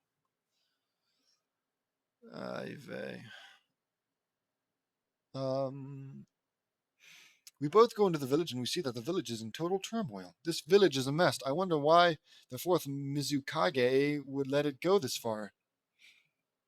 I say. I don't know, but let's find out, says Pakura. We fly over to the Mist Administration buildings and go in. We walk over to the Mizukage's office and knock on the door. Come in, says question mark. We go in. Excuse me, are you the 4th Mizukage? He turned around in his chair and it was Yagura, the Three Tails Jinchuriki, and the 4th Mizukage. Yes, I am. My name is Yagura, says Yagura. It's a pleasure to meet you, Lord Yagura. I'm J.D. Knutson. I sense a genjutsu on him. The chakra signature is that of the rogue Uchihas. I'd better do something, I say in my head. And I'm Pakura, of the Scorch style, says Pakura. I activate my newly acquired Sharingan and release the Genjutsu, I mean. Yagura was on the floor and he woke up disorientated. What? What happened? Asks Yagura. Lord Yagura, you were being controlled by a Genjutsu. It was made to plunge the Hidden Mist into a war against all of the users of the KK Genkai? Look, I point behind him. Yagura saw and that I was right. This is bad. I've got to stop this, says Yagura. Yagura gets on the PA system. Everyone stand down. This whole civil war was completely out of my control. I was being controlled by a genjutsu that made me start this false war, says Yagura. Yagura then gathered everyone in the mist for a speech. Oh boy, another long one. My people of the Mist Village, J.D. Knutson of the Village Hidden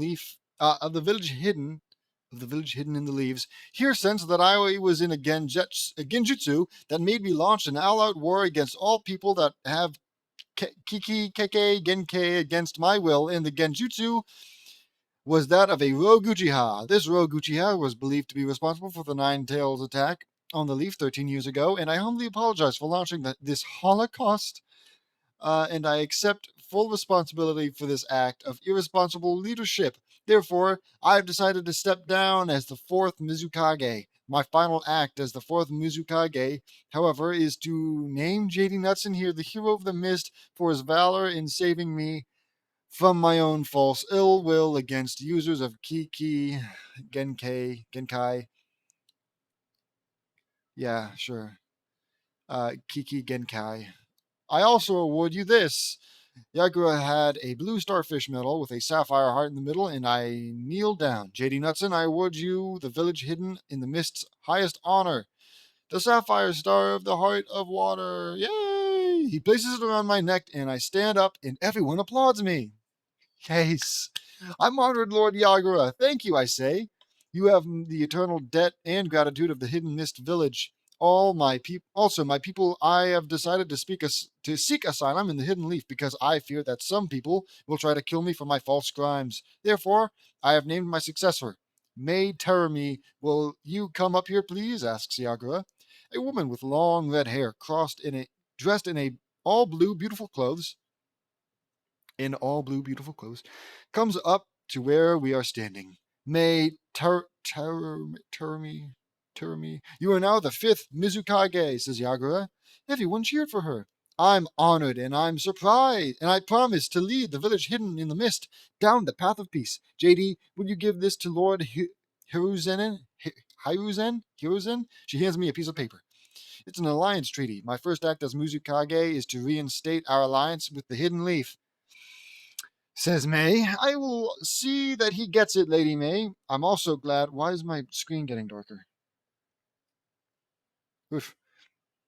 Maybe I'm crazy. My first. Wait.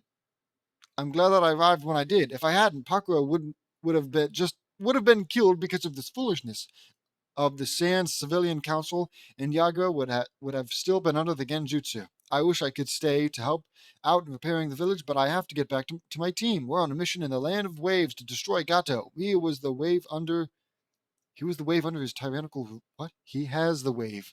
I'm an idiot. Under his tyrannical rule, and we have to make sure that he pays for his crimes. I say, I understand, JD. Yagura, be safe, says May. I will, May, says Yagura. Are you two ready? I ask. Yes, we are, says Pakura. I'm ready, says Yagura. I place my fingertips on their forehead temple and on my forehead temple, and me, Yagura, and Pakura beam over to the Land of Waves with instant transmission. Fantastic! How is there still so much? I've been reading forever. We appear in the middle of training with Kakashi and the rest of the team, and my shadow clone's dispelled. JD, you're back, says Kakashi. Where'd you go? Asks Naruto. I went to the hidden mist to stop the bloodline holocaust. We'll explain everything inside. I say, Lord Yagura, it's an honor to meet you, says Kakashi. You too, Kakashi. I'm no longer the Mizukage. I've stepped down, says Yagura. I see. Pakura of the Scorched style? I've heard many good things about you, says Kakashi. Same here, Kakashi, says Pakura. Me, Yagura, and Pakura explained what went down over lunch, and everyone was floored. Back in the present, me, Naruto, Sakura, Fu, Rin, Lincoln, Laney, Jerry, Riley, Inari, Kakashi, Yagura, and Pakura were on the bridge ready to fight Gato. Is that just like that? Okay, Naruto left some shadow clones back at Tazuna's house to make sure that Tsunami is safe. We saw two familiar faces on the bridge. Well, nice to see you all show up, says Zabuza. Zabuza, did you deliver my message? I ask. Yes, I did, and Gato is extremely infuriated with you all. He's on his way here to speak. On his way here? Wow, okay, calm down. Check my pulse. Okay. Check if I got the shakes. No. Okay. I think we've ruled out stroke and heart attack. My face does not feel numb. So yeah, I guess I have to assume I'm dying. My brain is eroding and it's shutting down. And I'm spending my last moments on earth reading this unholy garbage. Whatever. He's on his way here as we speak. says Zabuza, without messing up his phrasing or word speak, mouth movements, word box. Good, let him come, I say. Gato has tormented this land long enough, says Naruto. He will pay, says Sakura. I will pay with what? I feel like he should have said for what, but whatever, asks question mark. We all see a short little man with an army of thugs by his side. So you are Gato, I say. That's right, you stupid kid, says Gato. You are going to pay for everything you've done to the land of waves, I say. I don't think so. You are all going to die, says Gato. Gato, I will give you this one chance. Surrender and leave these lands immediately and never return. I say, that's very sporting of you, but I pass. But I'll pass. This land is mine and will always be mine. Kazuna, this bridge you're building is nothing but an illusion to a dream that can never come true. You will now die, along with the rest of this land's freedom, says Gato. Shut up, you stupid midget. Isn't that? I don't think you're allowed to say that. Whatever. You killed my daddy, and you will pay for it, says Inari. Why, you little brat. Kill them all, Zabuza include. What? Are you telling them to kill Zabuza too, or are you ordering your army of goons and Zabuza to kill them all? Whatever. I fire a key wave and it obliterated some of the thugs instantly. You're not getting to Tazuna under my watch, I say. I go Super Angel and fight for the liberation of the fight for the liberation of the wave began. We all killed the thugs under Gato until Gato was left. Inari decided to face him. So you will be avenging your dear daddy, huh? Asks Gato. I will never forgive you for everything you've done, says Inari. You little brat. His unsheathed his cane sword. Die! Yells Gato. Inari unsheathed his sword, and he and Gato engaged in a deadly sword fight. Inari surprised Gato by knocking his sword out of his hand, and he carved his name into Gato's forehead. like Zoro, right? Not Zoro from One Piece. Holy crap, is that the connection? How have I not realized that? Zoro from One Piece has, I think, either the same name or a very similar name to that guy. I don't even know. You know, the movie where the guy carves the letter Z into his enemies because he's such a great sword fighter. He wears all black, I think. I don't know. And obviously his name's Zoro. Anywho, a Mask of Zoro move. Is that? I guess that's it. Well done, Inari, says I say. That was for my dad, and this is for the village, says Inari. Inari slashed Gato's eyes out and cut off his left leg, and Gato screamed in excruciating pain. You wretched little brat, I will kill you, says Gato. I don't think so, Gato, says question mark. We all turn, and we see that all the villagers had risen up against Gato, and they want him gone for good. Oh, it only took this band of ninjas to entirely eliminate his army of whatever.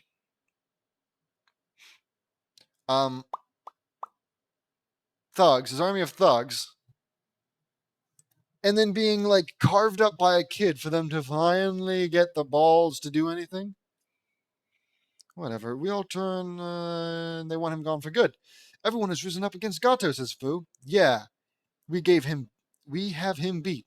Yes, says Lincoln. Yes, Gato, you're all washed up. And you did a great job. Me and Naruto will take it from here. Come on, little brother, let's finish this monster for good. He's blind and he's lost a leg, dude. Why you have to finish anything? Well, just kill him and be done with it. Whatever. Let's finish this monster for good, I say. With pleasure, says Naruto. We both charge at Gato and kick him in the air, and flew up after him and dealt a hand chop to both sides of his ribs. Then we had out hands. We had out hands out in front of his face. I think that's supposed to be our hands out in front of his face. Goodbye, Gato, I say. Go to the netherworld and stay there, says Naruto. I hate how they say netherworld, not hell.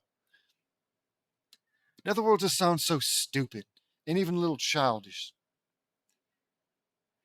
Genocide Breaker! Doesn't sound like a good guy move, but whatever, says me and Naruto. Naruto and I, me and Naruto, okay, well, that's not even my fault. Me and Naruto fired a ki blast and it vaporized Gato instantly. Gato's reign of terror had been silenced forever. The entirety of the village cheered wildly for all of us.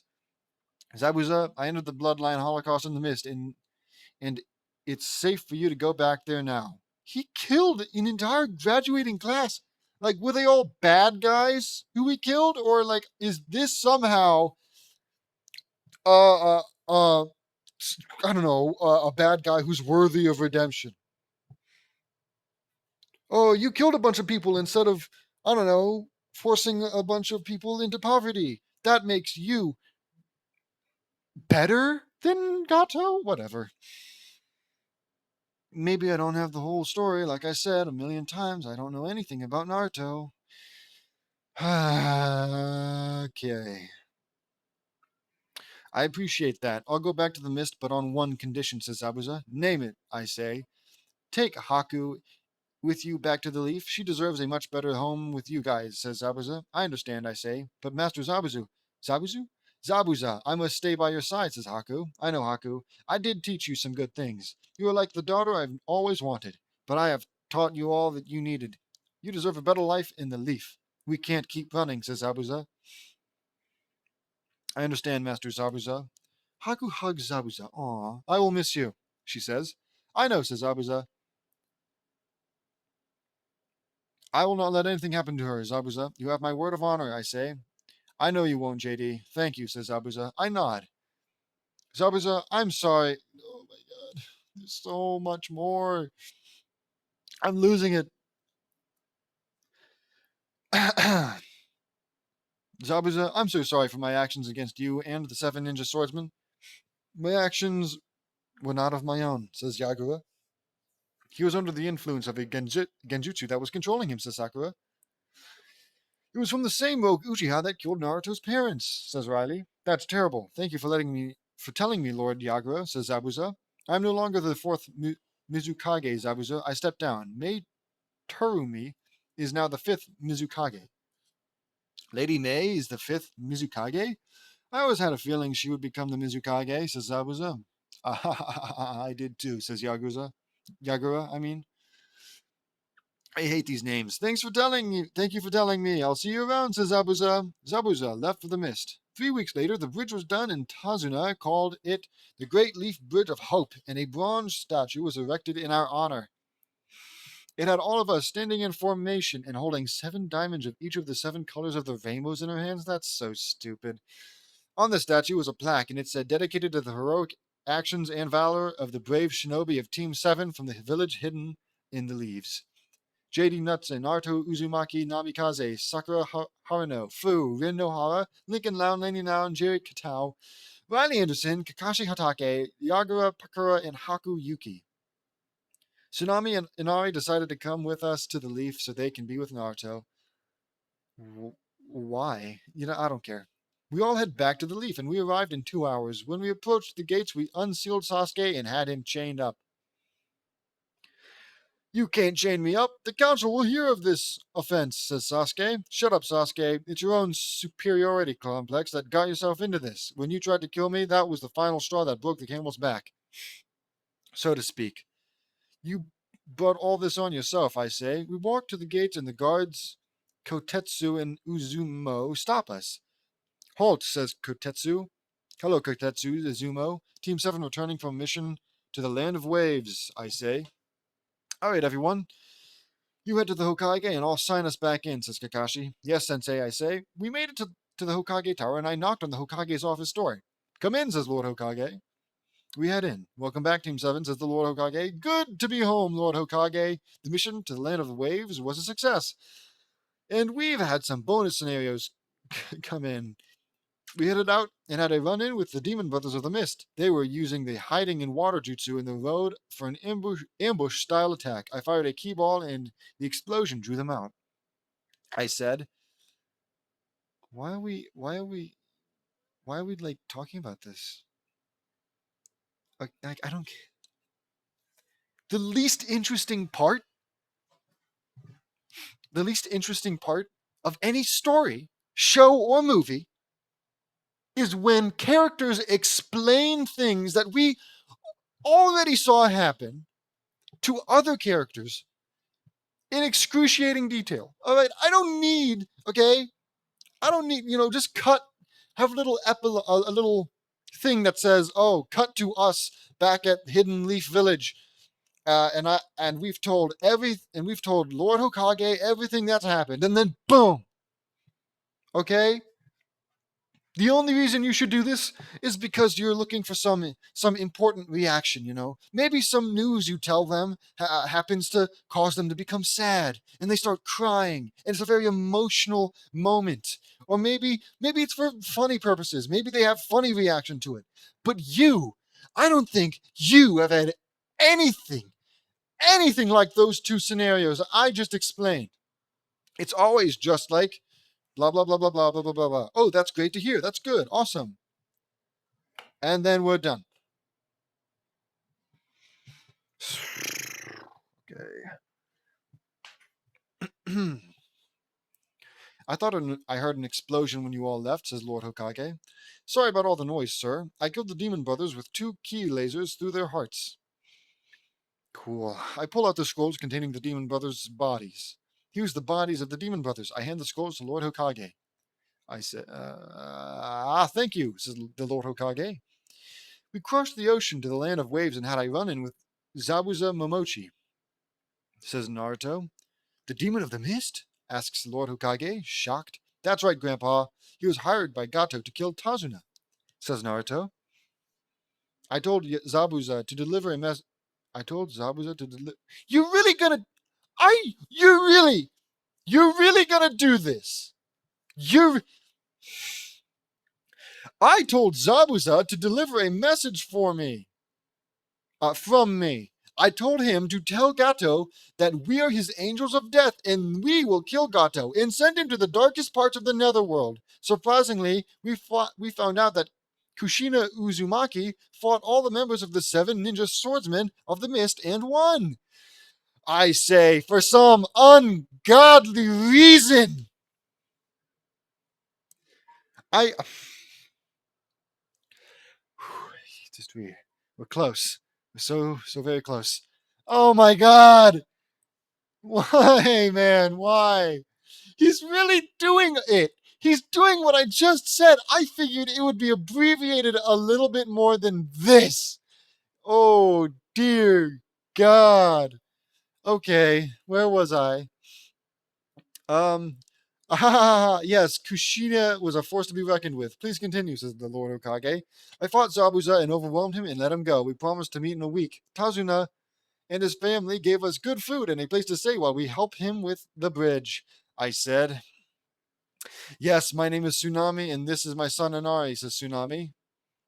It's a pleasure to meet you, sir, says Inari. The pleasure is all mine, says Lord Hokage. Naruto is an amazing young man, and we came with Team 7 to be with Naruto. I've developed feelings for him. Great, yeah. So, I guess Naruto now has a kid. Am I crazy? How old is Naruto? Because I swear, wait, Tsunami. Hold on. I'm having a realization.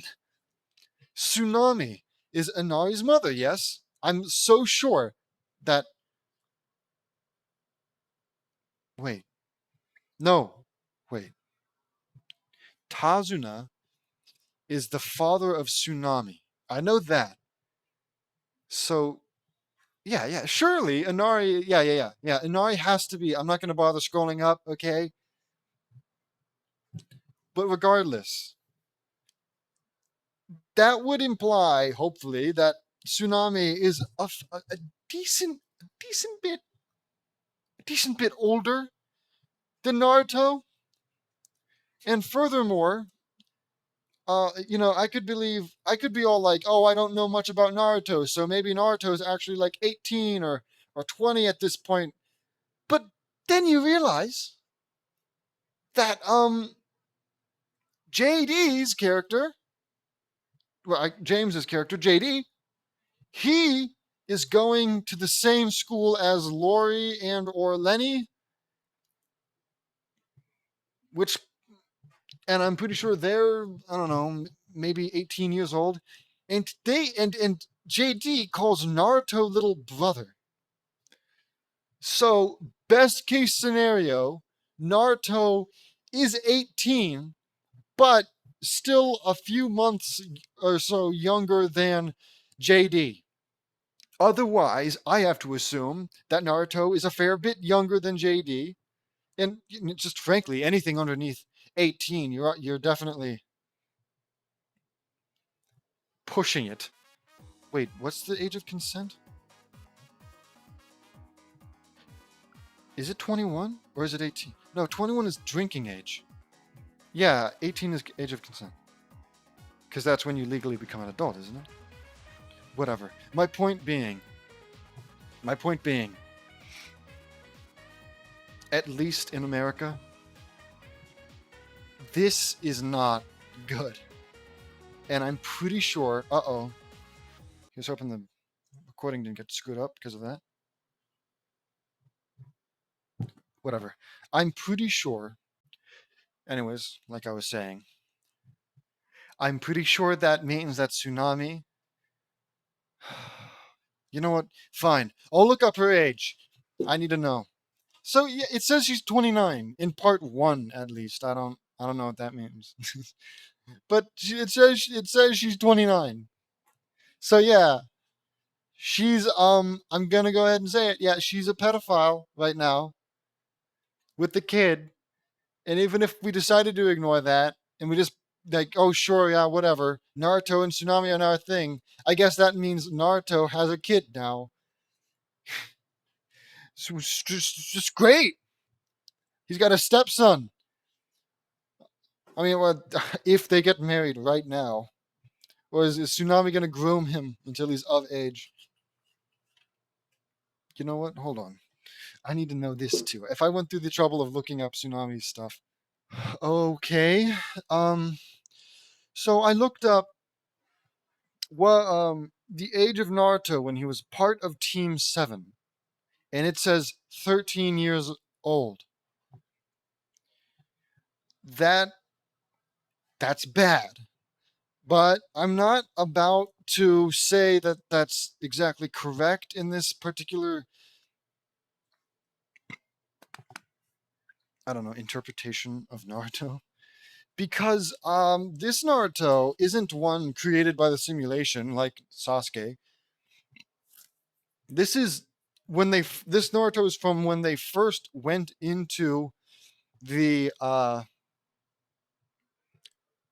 when they first used a simulator to go into the Naruto world, and they picked up Naruto and they just kind of joined them, which still at that point JD was still insisting he call him little brother or big brother, and he calls Naruto little brother. So it's very much possible that barely anything has changed. I don't know when the first Naruto chapter took place in the Naruto timeline. So whatever. Okay, I've spent way too long on this audiobook enough, and I've still got plenty more to do. So we're just gonna say Tsunami is a pedo, and we're gonna go on with it. We're just gonna fly on by. Here we go. Where was I? Blah, blah, blah. I've developed feelings for him, says Tsunami. I'm happy for the three of you, says Lord Hokage. Thank you, Grandpa, says Naruto. Game is game. Game is game. Please continue, said Lord Hokage. Inari has a dark past like I do, and he was distraught over the loss of his stepfather, Kaiza. I chewed him. He's gonna love his new stepfather, though.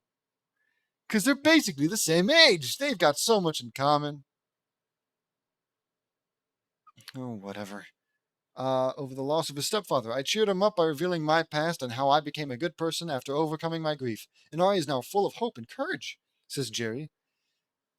Yeah, I also got some training in by Kakashi-sensei, and he is a great teacher, says Inari. Ha ha ha, I'm glad for you, says Lord Hokage. We trained for a week, and I left some shadow clones to train while I did a daring feat, stopping the bloodline holocaust. When I got to the outskirts of the hidden mist, I saw Pakura as here being attacked by 3 mist shinobi. She was sent on a fake envoy mission to her death by those butt-lickers on the civilian council in the sand. I saved Pakra and blasted the three mist shinobi, and we went into the mist and saw it in total turmoil because of the bloodline holocaust. We went into the Mist administration building and into the Mizukage office, and I sensed that Yagura was under a genjutsu, and it was making him do the bloodline holocaust against his will. I sensed that the chakra signature on the genjutsu was that of the rogue Uchiha that unleashed the Nine Tails onto the village on the night Naruto was born. I said, Are you serious? Exclaims Lord Hokage. Ah, man, I'm so thirsty. He's telling the truth, Hiruzen, that rogue Uchiha had made me do the terrible things that I've done to the mist, says Yagura. I'm losing it. That's awful. I had no idea, says Lord Hokage. Dear God! This is torture!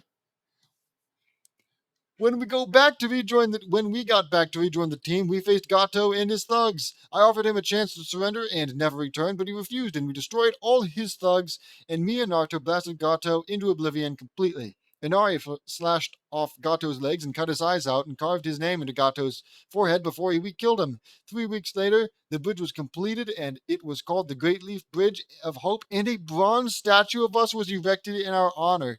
Here's a photo of it. Why is this important? I hand him a photo of us standing in front of the newly constructed bridge and the statue. Well, it sounds like you all have made quite an inspiration for the land of waves. Well done to all of you. Now, why is Sasuke wrapped in chains? Asks Lord Hokage. Ooh, here we go. Here we go.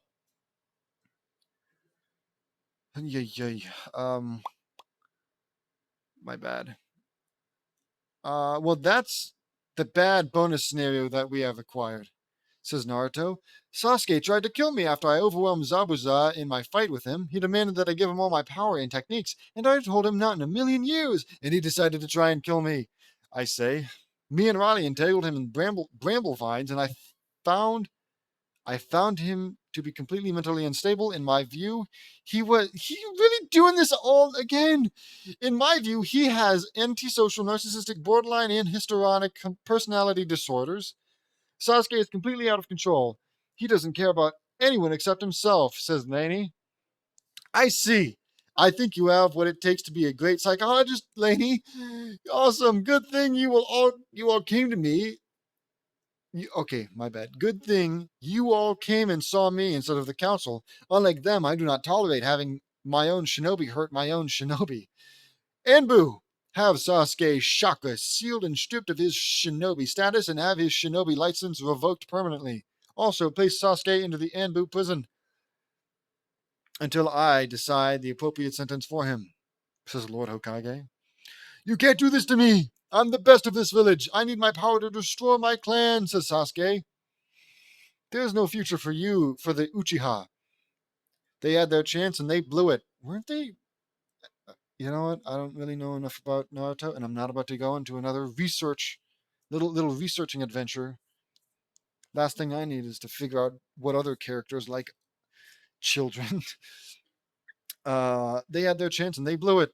I say, it is obvious that you are not the appropriate role model. Role model for a shinobi of the right cause, and we will be restoring your clan our way. Take him away, says Lord Hokage. You will pay for all of this. I will kill you all, says Sasuke. Go kiss your brother, I say again. Still not a good insult. I activate my Sharingan, and Sasuke saw this, and he was enraged. Why? Okay. Sasuke had to be restrained with a straitjacket. You don't deserve to be a shinobi. Tsukuyomi, I guess I say. Sasuke found himself in the Tsukuyomi. Okay, the Tsukuyomi realm. I had him strapped to a table and had an illusion of Itachi torment Sasuke with his clan being killed over and over and over again, times 10,000. The torment would last for 120 hours. That is cruel and unusual, James. You're not the good guy when you. Like, who does that? Who does that?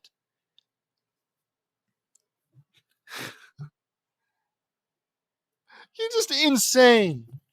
You are insane.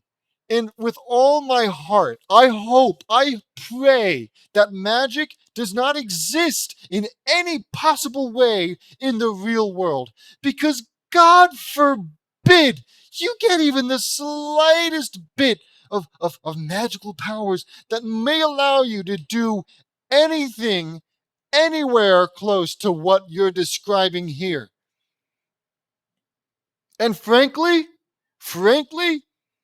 it might be a matter of time before you reveal yourself to be a truly demented person like Christian.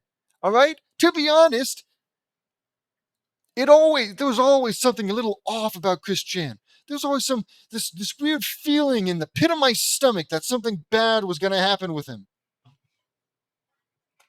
And I should know. I've watched the Geno Samuels comprehensive Christian history twice now, all 80-something videos. And I'm telling you, the signs were there.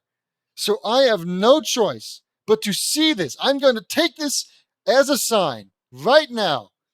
Eventually, James Knutson. J.